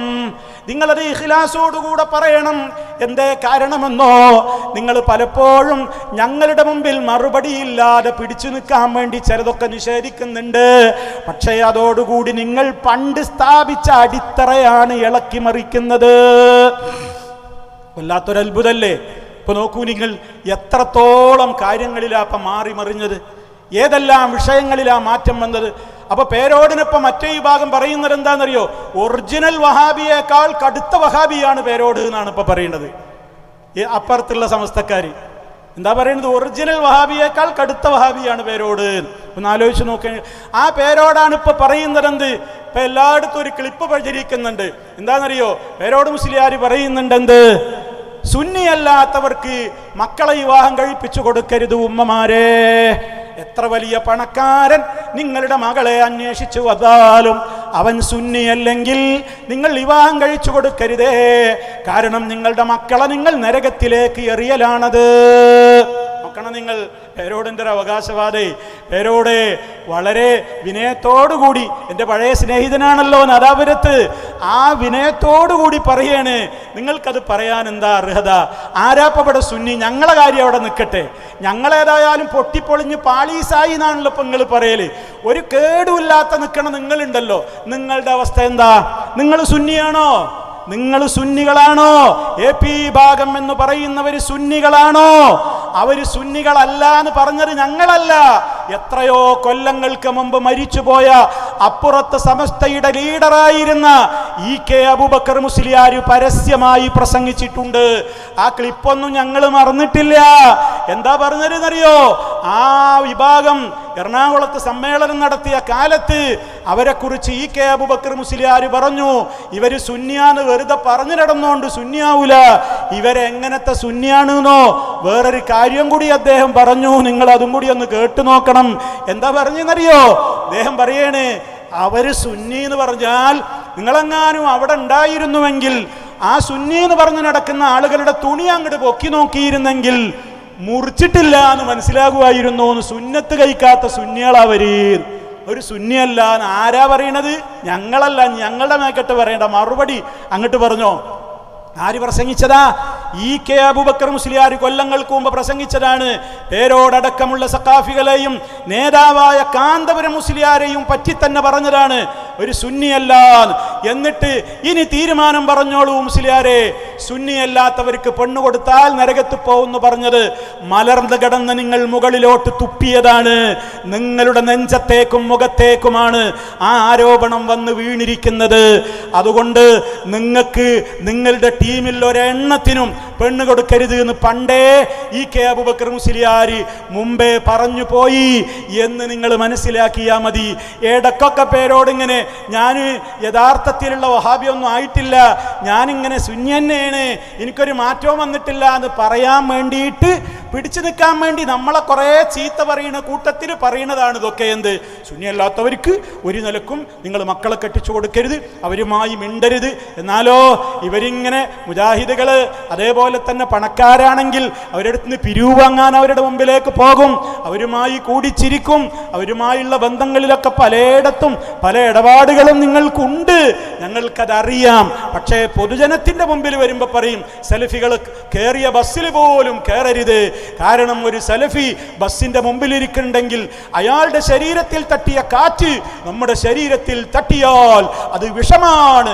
അതുകൊണ്ട് തന്നെ കൈ കഴുകണം, കുളിക്കണം, അവനെ ഒരിക്കലും അവനെ കണ്ടാൽ അവന്റെ ചെപ്പക്ക് 4 കൊടുക്കണം എന്നൊക്കെ പൂതി പറയുന്ന മുസ്ലിയാക്കളുണ്ട് ഈ കർണാടകയിൽ. ഞങ്ങൾക്കറിയാം. പറയണം നിങ്ങൾ സുന്നിയല്ല എന്നും സുന്നത്ത് കഴിക്കാത്ത സുന്നികളാണ് നിങ്ങളെന്നും വർഷങ്ങൾക്ക് മുമ്പ് നിങ്ങളെക്കുറിച്ച് കെ അബൂബക്കർ മുസ്ലിയാർ പറഞ്ഞിട്ടില്ല എന്ന് പറയാൻ നിങ്ങൾക്ക് കഴിയുമോ? കഴിയില്ല. ഞങ്ങളുടെ കൈകളിൽ സംസാരിക്കുന്ന രേഖകളുണ്ട്. നിങ്ങൾ ആലോചിച്ച് നോക്കണം. അപ്പൊ സഹോദരങ്ങളെ, എന്താണ് ഈ സമുദായത്തിന് സംഭവിച്ചത്? ഞാൻ നേരത്തെ പറഞ്ഞതുപോലെ അള്ളാഹുവിൻ്റെ കിതാബിലും സുന്നത്തിലുമുള്ള കാര്യങ്ങൾക്ക് വിരുദ്ധമായിട്ടാണ് ഈ സമൂഹത്തോട് ഇവർ കാര്യങ്ങൾ പഠിപ്പിച്ചു കൊണ്ടിരിക്കുന്നത്.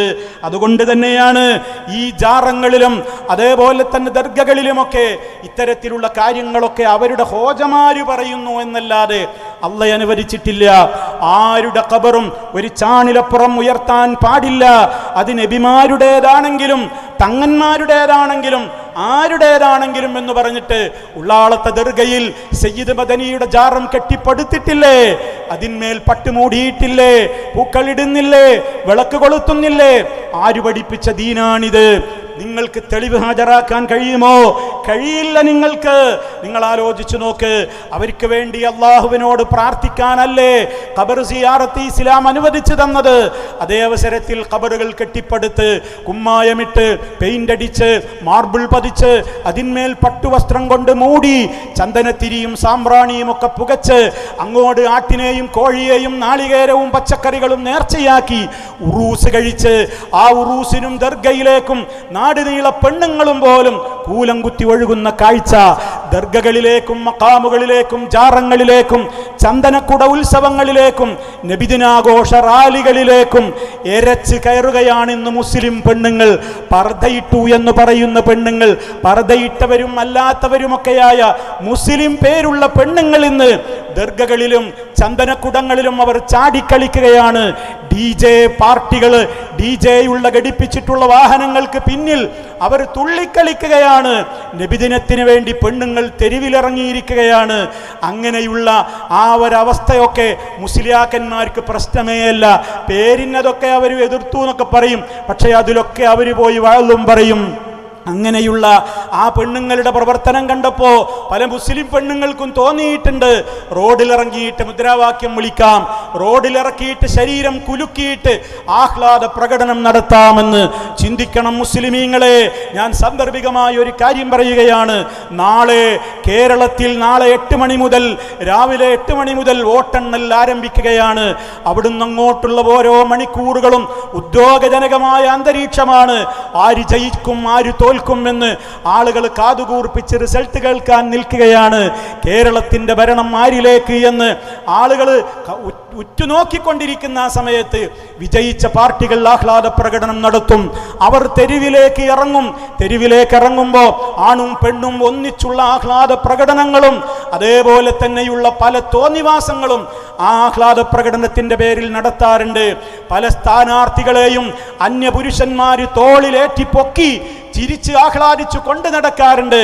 ഞാൻ എൻ്റെ പ്രിയപ്പെട്ടവരോട് ഓർമ്മപ്പെടുത്തുന്നു, മുസ്ലിമീങ്ങളോടാണ് ഞാൻ പറയുന്നതെന്ന് ആവർത്തിച്ചു പറയുന്നു. മുസ്ലിം പുരുഷന്മാരെ, മുസ്ലിം സഹോദരിമാരെ, നിങ്ങൾ ആഹ്ലാദ പ്രകടനങ്ങളിൽ പങ്കെടുക്കുമ്പോൾ സ്ത്രീകളെ നിങ്ങളതിൽ പങ്കെടുക്കരുത്. പുരുഷന്മാരോട് പറയട്ടെ, ആര് ജയിക്കട്ടെ ആര് തോൽക്കട്ടെ, നമ്മുടെ പരലോകം തോൽക്കരുത്. നമ്മുടെ പരലോകം നമുക്ക് ജയിക്കണം. അതിന് വിരുദ്ധമാകുന്ന നിലക്കുള്ള ഒരാഹ്ലാദ പ്രകടനങ്ങളിലും നിങ്ങൾ പങ്കെടുക്കരുത്. DJ പാട്ടിനനുസരിച്ച് തുള്ളുന്ന പെണ്ണുങ്ങളായി മുസ്ലിം പെണ്ണുങ്ങളെ നിങ്ങൾ അധപ്പതിക്കരുത്. നിങ്ങളോടിത് പറയാൻ ഞങ്ങൾക്ക് അവകാശമുണ്ട്. അതൊന്നും തെറ്റല്ല. ഞങ്ങൾക്കത് ഞങ്ങളുടെ ഇഷ്ടം പോലെ ചെയ്യുമെന്ന് വിശ്വസിക്കുന്ന ആളുകൾക്കത് ചെയ്യാം. ഇന്ത്യ രാജ്യമാണ്, അവർക്ക് സ്വാതന്ത്ര്യമുണ്ട്. ഞങ്ങളാരും അതിനെതിരല്ല. പക്ഷേ ലാ ഇലാഹ ഇല്ലല്ലാഹ് മുഹമ്മദുർ റസൂലുള്ളാഹ് എന്ന് വിശ്വസിച്ച് അംഗീകരിക്കുന്ന മുസ്ലിം ഉമ്മയാണോ, മുസ്ലിം പെങ്ങളാണോ, മുസ്ലിം പെണ്ണാണോ നിങ്ങൾ എങ്കിൽ നിങ്ങൾ നടുറോട്ടിലിറങ്ങി ശരീരം തുള്ളി നിങ്ങളുടെ സ്ഥാനാർത്ഥിക്ക് സിന്ദാബാദ് വിളിച്ച് ആഹ്ലാദ പ്രകടനങ്ങളിൽ DJ പാർട്ടിയുടെ കൂടെ തുള്ളാൻ പോകരുത്. നിങ്ങൾ നിങ്ങളുടെ വീടുകളിൽ അടങ്ങി ഒതുങ്ങിയിരിക്കുകയാണ് വേണ്ടത്. നന്മയുടെ മാർഗങ്ങളിലേക്ക് നിങ്ങൾ പുറപ്പെടാവൂ. ഇബ്നു കസീർ റഹിമഹുല്ലാഹ് ഈ ആയത്ത് വിശദീകരിച്ചപ്പോൾ, സ്ത്രീകളെ നിങ്ങൾ നിങ്ങളുടെ വീടുകളിൽ അടങ്ങി ഒതുങ്ങിയിരിക്കണം.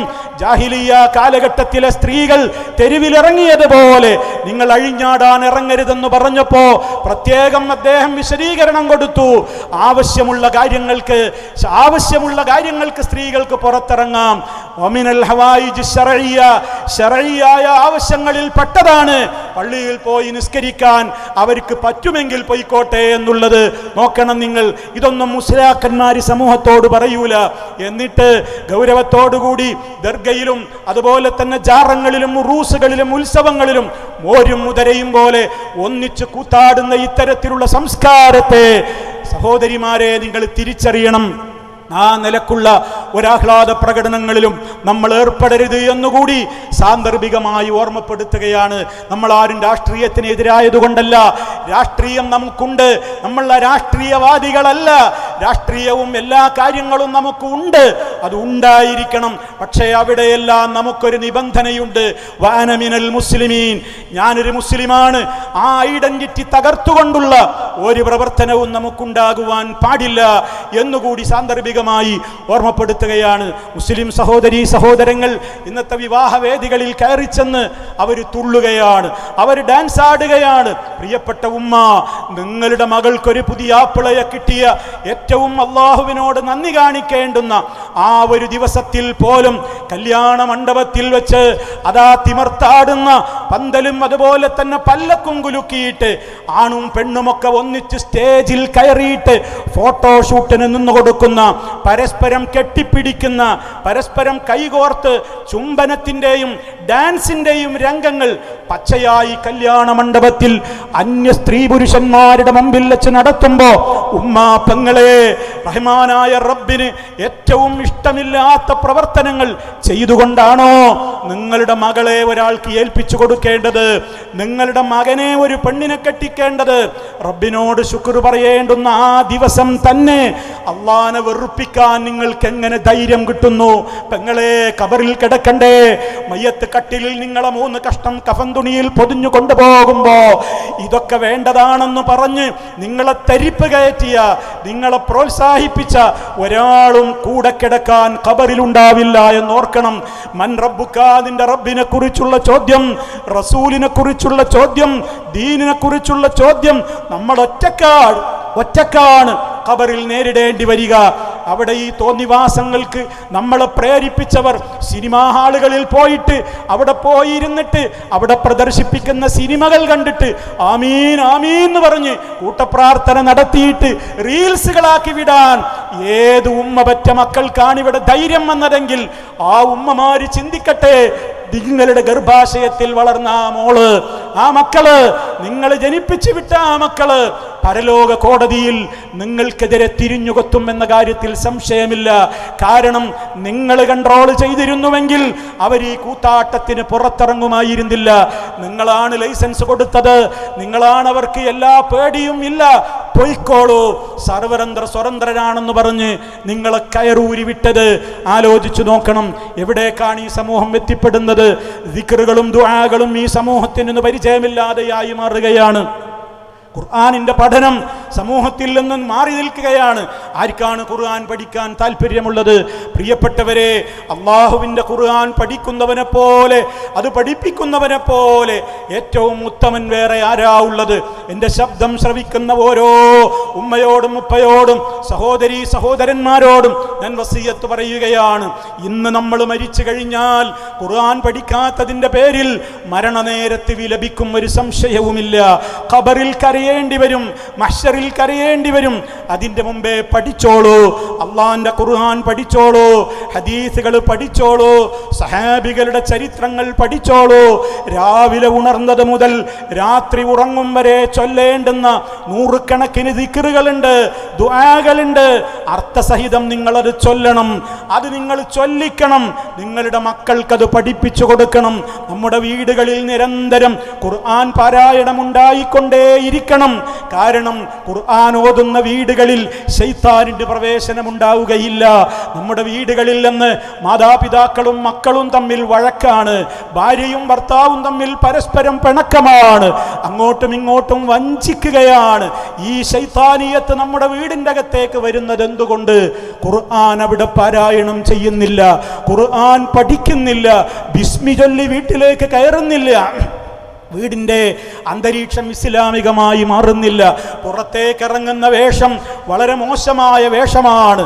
മറ്റുള്ളവരെ കാണിക്കാൻ വേണ്ടിയിട്ട് വളരെയേറെ ഇറുകിയ പർദ്ദകൾ ഇട്ടുകൊണ്ടാണ്, ബോഡി ഫിറ്റ് പർദ്ദകൾ ധരിച്ചുകൊണ്ട്, ബോഡി ഷേപ്പ് പ്രകടമാക്കുന്ന പർദ്ദകൾ ധരിച്ചുകൊണ്ട്, പേരിന് പലപ്പോഴും ജീൻസും ഷർട്ടും ഇട്ടുകൊണ്ട്, പലപ്പോഴും പർദ്ദ എന്ന പേരിൽ ബട്ടണുകളില്ലാത്ത എന്തോ ഒരു വസ്ത്രം ഇങ്ങനെ തുറന്നു പിടിച്ച് ഉള്ളിലിട്ടിട്ടുള്ള ഇറുകിയ അവരുടെ ജീൻസും അവരുടെ ടീഷർട്ടും പുറമേക്ക് കാണിക്കുന്ന നിലക്ക്, അതേപോലെ പേരിനൊരു സ്കാർഫ് ഇങ്ങനെ തലയിൽ കെട്ടിയിട്ട് അതും ചെകുത്താനെ സന്തോഷിപ്പിക്കുന്ന നിലക്ക് റിബണുകൾ കൊണ്ടും വെപ്പ് മുടികൾ കൊണ്ടും ആ രൂപത്തിലുള്ള കൃത്രിമ മുടികൾ കൊണ്ടുമൊക്കെ ഒട്ടകത്തിന്റെ പൂഞ്ഞകളെ പോലെ തലകൾ ഇങ്ങനെ വീർപ്പിച്ച് വലുതാക്കി അതിന്മേലൊരു സ്കാർഫും ചുറ്റിയാൽ അള്ളാഹുവിന്റെ റസൂല് പറഞ്ഞില്ലേ, ലാ യദ്ഖുൽനൽ ജന്ന, ആ സ്ത്രീകൾ സ്വർഗത്തിൽ കടക്കില്ല. തീർന്നില്ല, വലാ യജിദ്ന റീഹഹാ, ആ സ്വർഗത്തിന്റെ മണം പോലും അവർക്ക് ആസ്വദിക്കാനാവില്ല. ഉമ്മമാരെ, നമ്മുടെ പെൺമക്കളെ നമ്മൾക്കല്ലേ കൺട്രോൾ ചെയ്യാൻ കഴിയൂ? ബാപ്പമാര് ചിന്തിക്ക്, നാളെ മഹ്ശറിൽ പരലോക കോടതിയിൽ നമ്മളെ കാണുമ്പോ മക്കളോടുന്നു, മക്കളെ കാണുമ്പോ നമ്മളോടുന്നു. ആർക്കും ആരെയും നോക്കാൻ നേരമില്ല. നഫ്സി നഫ്സി, എനിക്കെന്റെ കാര്യം, എനിക്കെന്റെ കാര്യം. ആരെ പകരം നരകത്തിലിട്ടോ റബ്ബേ, എന്നെ ഒന്ന് ഒഴിവാക്കി തരൂ എന്ന് പറഞ്ഞുകൊണ്ട് ഭർത്താവ് ഭാര്യയെ ചൂണ്ടുന്ന, ഭാര്യ ഭർത്താവിനെ ചൂണ്ടുന്ന, ബാപ്പ മക്കളെ ചൂണ്ടുന്ന, മക്കള് ബാപ്പയെ ചൂണ്ടുന്ന, ആങ്ങളെ പെങ്ങളെ ചൂണ്ടിക്കാണിക്കുന്ന, പെങ്ങൾ ആങ്ങളെ ചൂണ്ടിക്കാണിക്കുന്ന ലോകമാണത്. കാരണം എല്ലാവരും ഭീതിയിലാണ്. ആ സമയത്ത് നമുക്ക് തണല് കിട്ടാൻ, നമ്മെ രക്ഷപ്പെടുത്താൻ നമ്മുടെ അമലുകളെ ഉണ്ടാവുകയുള്ളൂ. പ്രിയമുള്ളവരെ, മറ്റുള്ളതൊക്കെ ഖബർ വരെ മാത്രമേ ഉണ്ടാവുകയുള്ളൂ. നൂറുകണക്കിന് പവന്റെ ആഭരണങ്ങൾ ബാങ്ക് ലോക്കറുകളിലും നിങ്ങളുടെ ശരീരത്തിലും നിങ്ങൾ അണിഞ്ഞും അണിയാതെയും ഒക്കെ സൂക്ഷിച്ചു വെച്ചിട്ടുള്ള പൊന്നുണ്ടല്ലോ, സക്കാത്ത് പോലും കൊടുക്കാതെ കിട്ടുന്ന ആഭരണത്തിന് സക്കാത്തില്ല എന്ന ന്യായവും പറഞ്ഞ് ആഭരണത്തിന്റെ സക്കാത്ത് കൊടുക്കാതെ എത്രയോ പൊന്നിന്റെ ഉടമകളായ സ്ത്രീകള് ഖബറിലേക്ക് പോകുമ്പോ നിങ്ങളുടെ മയ്യത്ത് കുളിപ്പിക്കുന്ന നേരത്ത് മയ്യത്ത് കുളിപ്പിക്കുന്ന പെണ്ണുങ്ങൾ പരിശോധിക്കും, അടിമുടി നിങ്ങളെ പരിശോധിക്കും. പെങ്ങളെ, നിങ്ങളുടെ വിരലിലോ നിങ്ങളുടെ അരയിലോ നിങ്ങളുടെ കൈത്തണ്ടയിലോ വല്ല വളയും കിടപ്പുണ്ടോ? വല്ല മോതിരത്തിന്റെ കഷ്ണവുമുണ്ടോ? വല്ല അരഞ്ഞാണവുമുണ്ടോ? ഒരു മൂക്കുത്തിയെങ്കിലും ഉണ്ടോ? ഉണ്ടെങ്കിൽ അതൊക്കെ നിങ്ങളുടെ ചീർത്ത് വീർത്ത ആ മയ്യത്തിൽ നിന്ന് ഊരിയെടുക്കാൻ പറ്റിയില്ലെങ്കിൽ സിസറുകൾ ഉപയോഗപ്പെടുത്തി കത്രികകൾ വെച്ച് മുറിച്ചിട്ട് ആ മോതിരം പോലും വള പോലും ഊരിയെടുത്തിട്ടല്ലാതെ നിങ്ങളുടെ മയ്യത്ത് കഫം ചെയ്യൂല, നിങ്ങളെ ഖബറിലേക്ക് കൊണ്ടുപോകൂല. ആരെ കാണിക്കാനാ പെങ്ങളെ നിങ്ങൾ ശരീരം നിങ്ങൾ ആരെ കാണിക്കാനായി പ്രദർശിപ്പിക്കുന്നത്?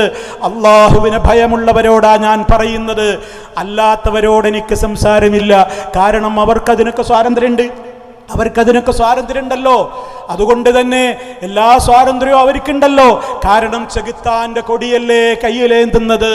അതുകൊണ്ട് തന്നെ പ്രിയമുള്ളവരെ, പടച്ചവനെ പേടിയുള്ള നിങ്ങൾ 5 നേരത്തെ നിസ്കാരത്തിന്റെ കാര്യത്തിലും ദിക്റുകളുടെയും ദുആകളുടെയും കാര്യത്തിലും അതേപോലെ വേഷവിധാനത്തിന്റെ കാര്യത്തിലും മാതാപിതാക്കളെ പരിപാലിക്കുന്ന കാര്യത്തിലും ഭർത്താവിനോടുള്ള കടമ നിർവഹിക്കുന്ന കാര്യത്തിലും ഭാര്യയോടുള്ള കടമ നിർവഹിക്കുന്ന കാര്യത്തിലും എന്നുവേണ്ട ജീവിതത്തിൻ്റെ ഏതേത് മേഖലകളിൽ നമുക്ക് എന്തെല്ലാം ചെയ്യുവാനുണ്ടോ അതിലൊക്കെ നമ്മുടേതായ കടമകൾ നമ്മൾ കൃത്യമായി തന്നെ നിർവഹിച്ചുകൊണ്ട് മുന്നോട്ട് പോകണം.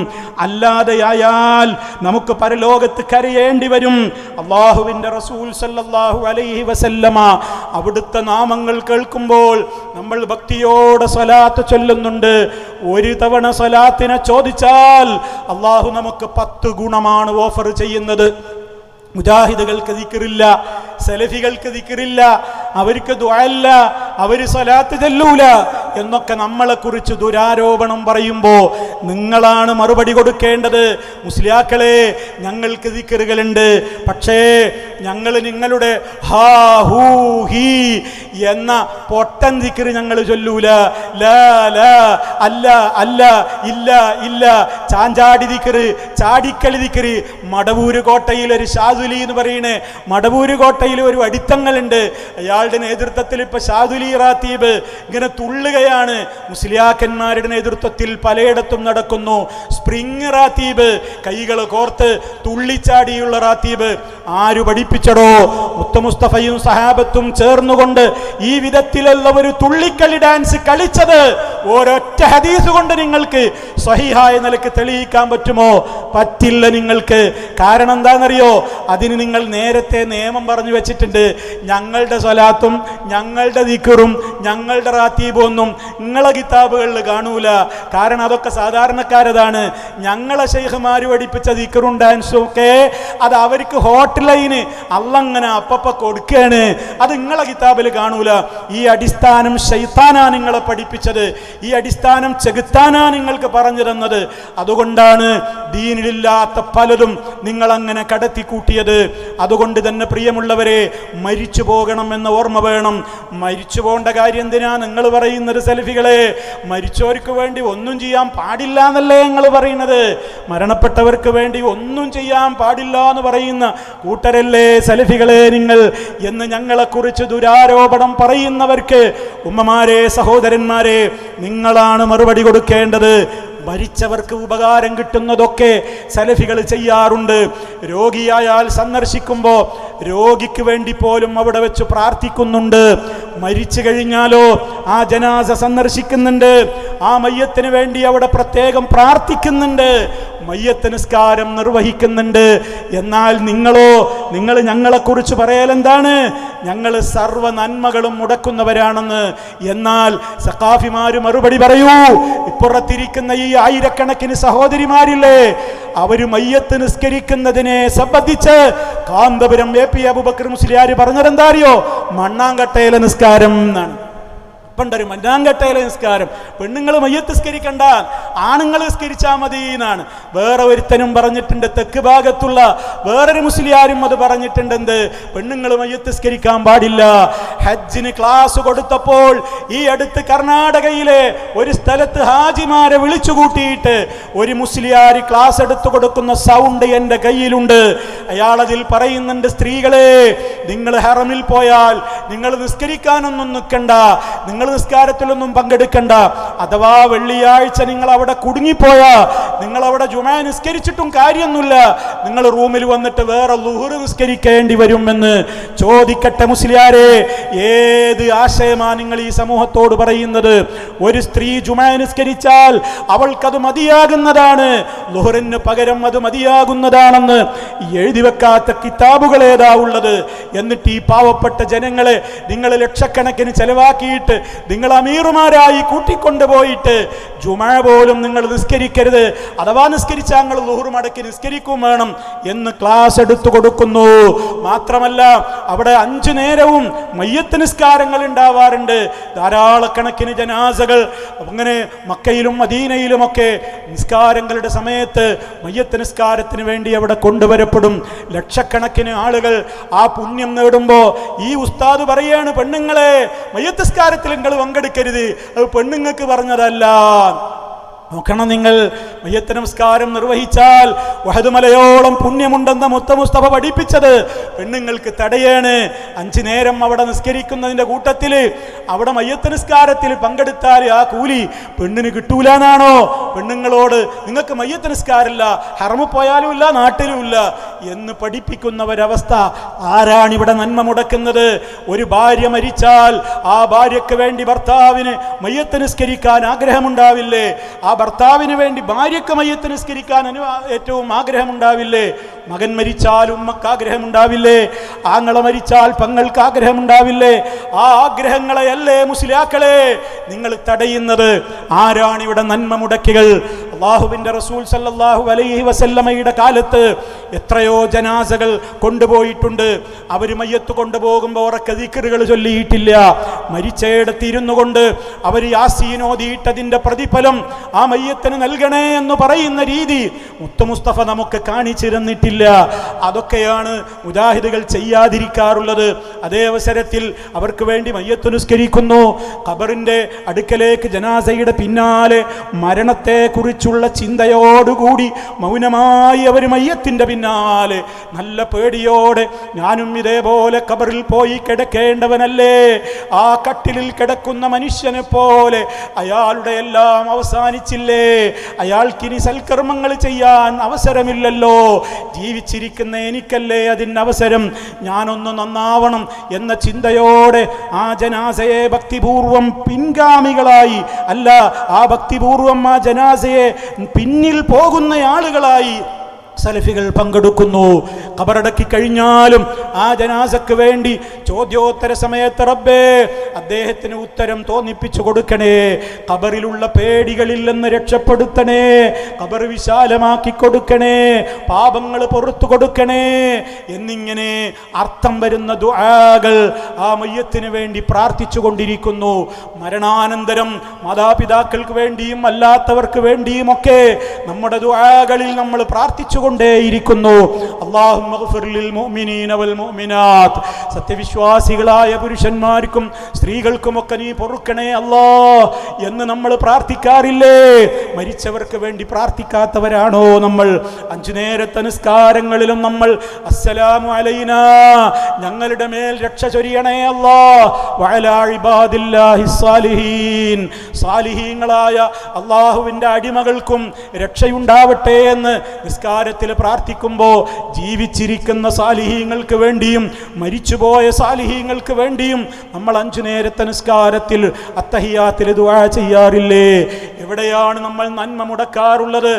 ഏത് നന്മകളും നന്മകളായി നമ്മൾ അറിയുന്നത് എപ്പോഴാണ്?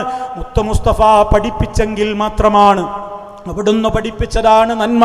ഖൈറുൽ ഹദിയി ഹദിയു മുഹമ്മദിൻ സ്വല്ലല്ലാഹു അലൈഹി വസല്ലം, ഏറ്റവും നല്ല ചര്യ മുസ്തഫായുടെ ചര്യയാണ്.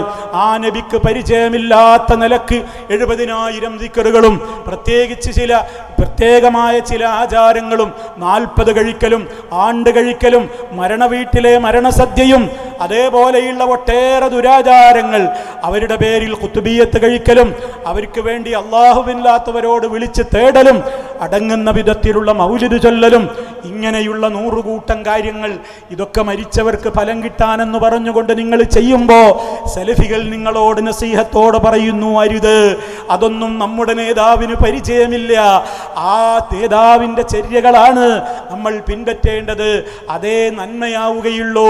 നമുക്ക് നന്മയായിട്ട് തോന്നുന്നതൊക്കെ നമ്മൾ പുതിയതിങ്ങനെ ഉണ്ടാക്കി തുടങ്ങിയാൽ നാളെ പരലോകത്ത് അള്ളാഹുവിൻ്റെ റസൂലിൻ്റെ കൈ കൊണ്ട് ഹൗലുൽ കൗസർ കുടിക്കാനുള്ള യോഗ്യത പോലും നമുക്ക് നഷ്ടപ്പെടും. പ്രിയമുള്ളവരെ, മുസ്തഫ പഠിപ്പിച്ചതിൻ്റെ അപ്പുറം ചെയ്യുന്നവരെ, അവിടുത്തേക്ക് പരിചയമില്ലാത്ത കാര്യങ്ങളിൽ ഏർപ്പെടുന്നവരെ ഹൗലുൽ കൗസറിന്റെ സമീപത്ത് നിന്ന് മുസ്തഫാക്ക് അള്ളാഹു അറിയിച്ചു കൊടുക്കുമ്പോൾ ആട്ടിയോടിക്കുമെന്ന് മഹാനായ നബി തങ്ങളാണ് നമുക്ക് പഠിപ്പിച്ചു തന്നിട്ടുള്ളത്.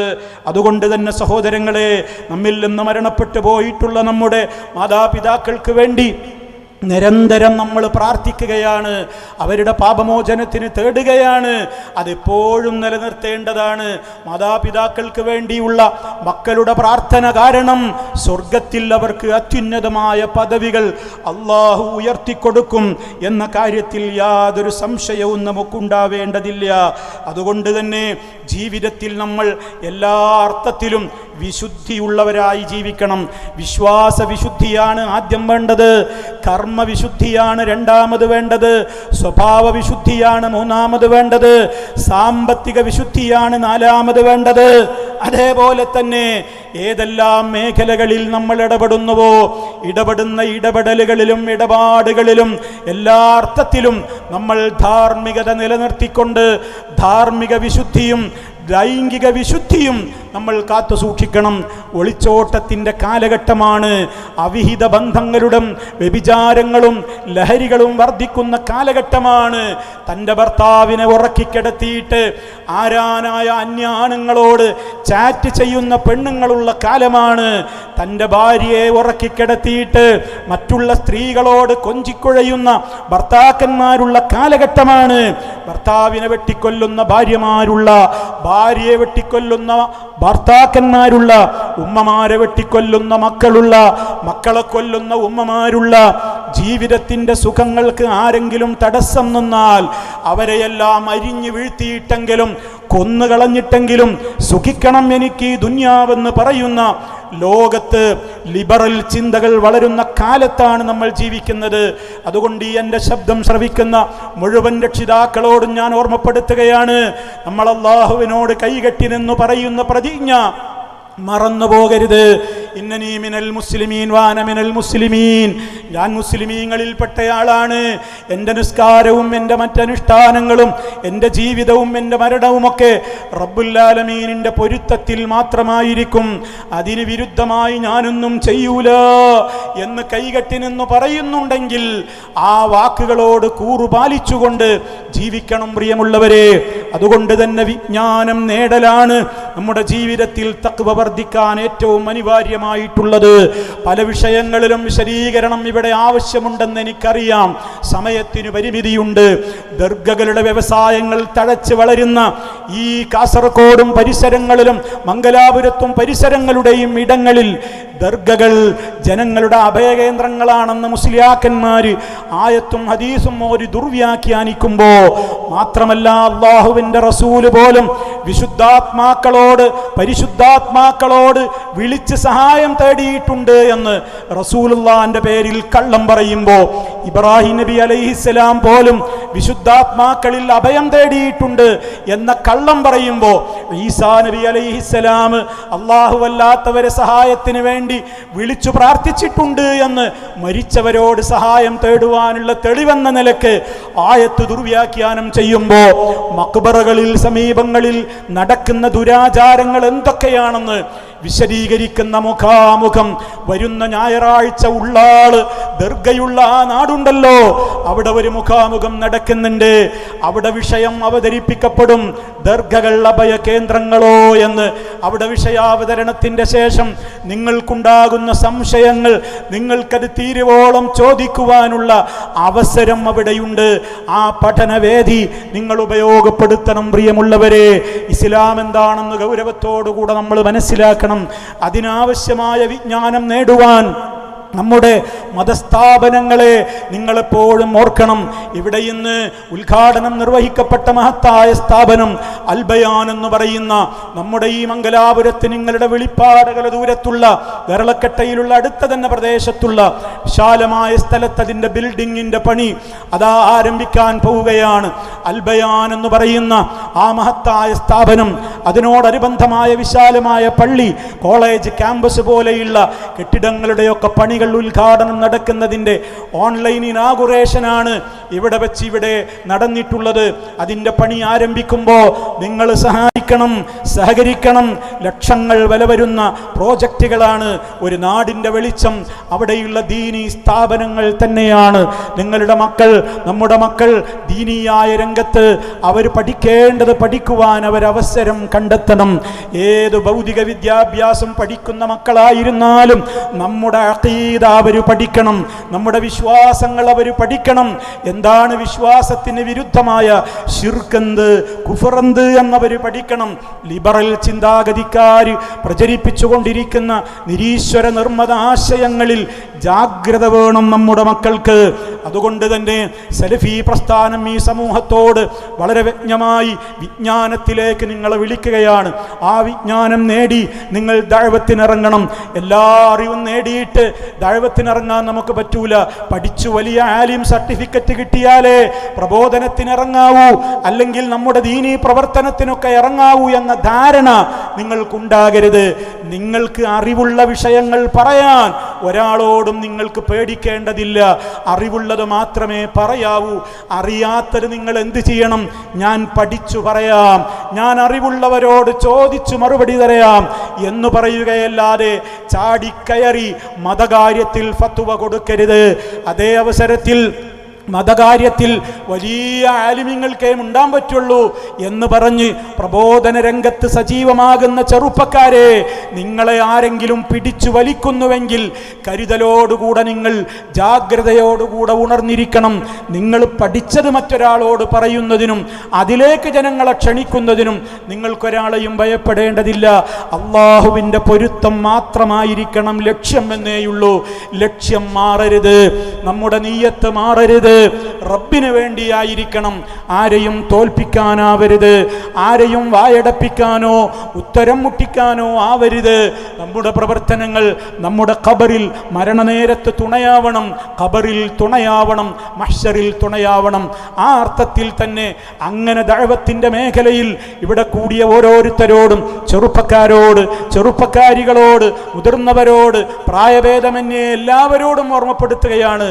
നിങ്ങളൊക്കെ നിങ്ങളറിഞ്ഞ സത്യം ഫോണിലൂടെയോ വാട്സപ്പിലൂടെയോ ഫേസ്ബുക്കിലൂടെയോ ഒക്കെ എങ്ങനെയാണോ നിങ്ങൾക്കൊരായത്തിൻ്റെ അർത്ഥം എത്തിക്കാൻ പറ്റുക, ഒരു പ്രഭാഷണം ഷെയർ ചെയ്യാൻ കഴിയുക, ഒരു ലേഖനത്തിലെ വിഷയങ്ങൾ ചർച്ച ചെയ്യാൻ കഴിയുക, നിങ്ങളതറിയാത്തവർക്ക് എത്തിച്ചു കൊടുത്താൽ അത് വായിച്ച് അത് കേട്ട് നിങ്ങൾ ക്ഷണിച്ച ഒരു സദസ്സിലേക്ക് കയറി വന്ന് ഏതെങ്കിലും ഒരു വ്യക്തി നന്നായിട്ടുണ്ടെങ്കിൽ പറഞ്ഞ നിങ്ങൾ മരിച്ചു പോയാലും ആ വ്യക്തികൾ ഇവിടെ ജീവിച്ചിരിക്കുന്നിടത്തോളം കാലം നിങ്ങൾ മാർഗദർശനം കൊടുത്തിട്ട് വന്ന വഴിയിൽ അവർ ചെയ്തിട്ടുള്ള സൽക്കർമ്മങ്ങൾക്കൊക്കെ തത്തുല്യമായ ഒരു വിഹിതം നിങ്ങൾക്കും കിട്ടും. ഉപ്പമാരെ, സഹോദരീ സഹോദരന്മാരെ, അവരുടേത് ഒട്ടും കുറയുകയുമില്ല.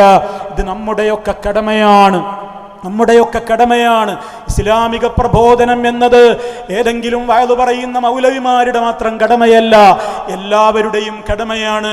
സൂറത്തുൽ അസ്റിൽ നമ്മളത് പഠിച്ചവരല്ലേ? അതിൽ പറയുന്നില്ലേ, നരകത്തെന്ന് രക്ഷപ്പെടണമെന്നുണ്ടെങ്കിൽ സൽക്കർമ്മങ്ങൾ വേണം, ഈമാന് വേണം, സതുപദേശം നടത്തണം. ആ മാർഗത്തിൽ പ്രയാസങ്ങൾ ഉണ്ടാകുമ്പോൾ നമ്മെ ആര് പരിഹസിച്ചാലും ആര് കുറ്റപ്പെടുത്തിയാലും നമ്മൾ ക്ഷമിക്കണം, ക്ഷമയവലംബിക്കണം എന്ന്. അങ്ങനത്തെവരെ വിജയിക്കുകയുള്ളൂ എന്ന്. ആ സ്വഭാവം നമ്മൾക്കുണ്ടോ? ഓരോരുത്തരും പരിശോധിക്കുക.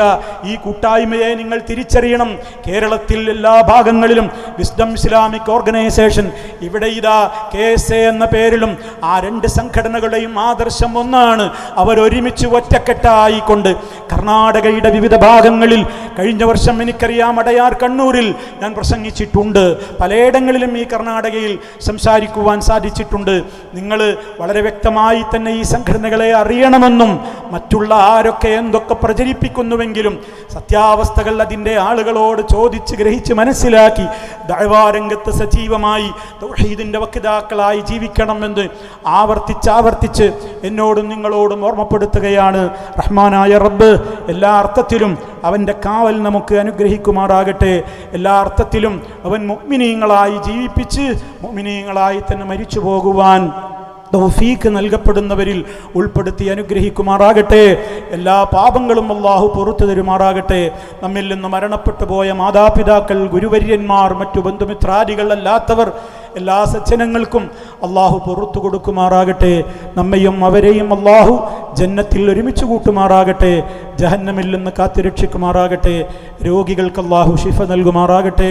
റബ്ബന ആതിന ഫിദ്ദുനിയ ഹസന വഫിൽ ആഖിറതി ഹസനതൻ വഖിനാ അദാബന്നാർ.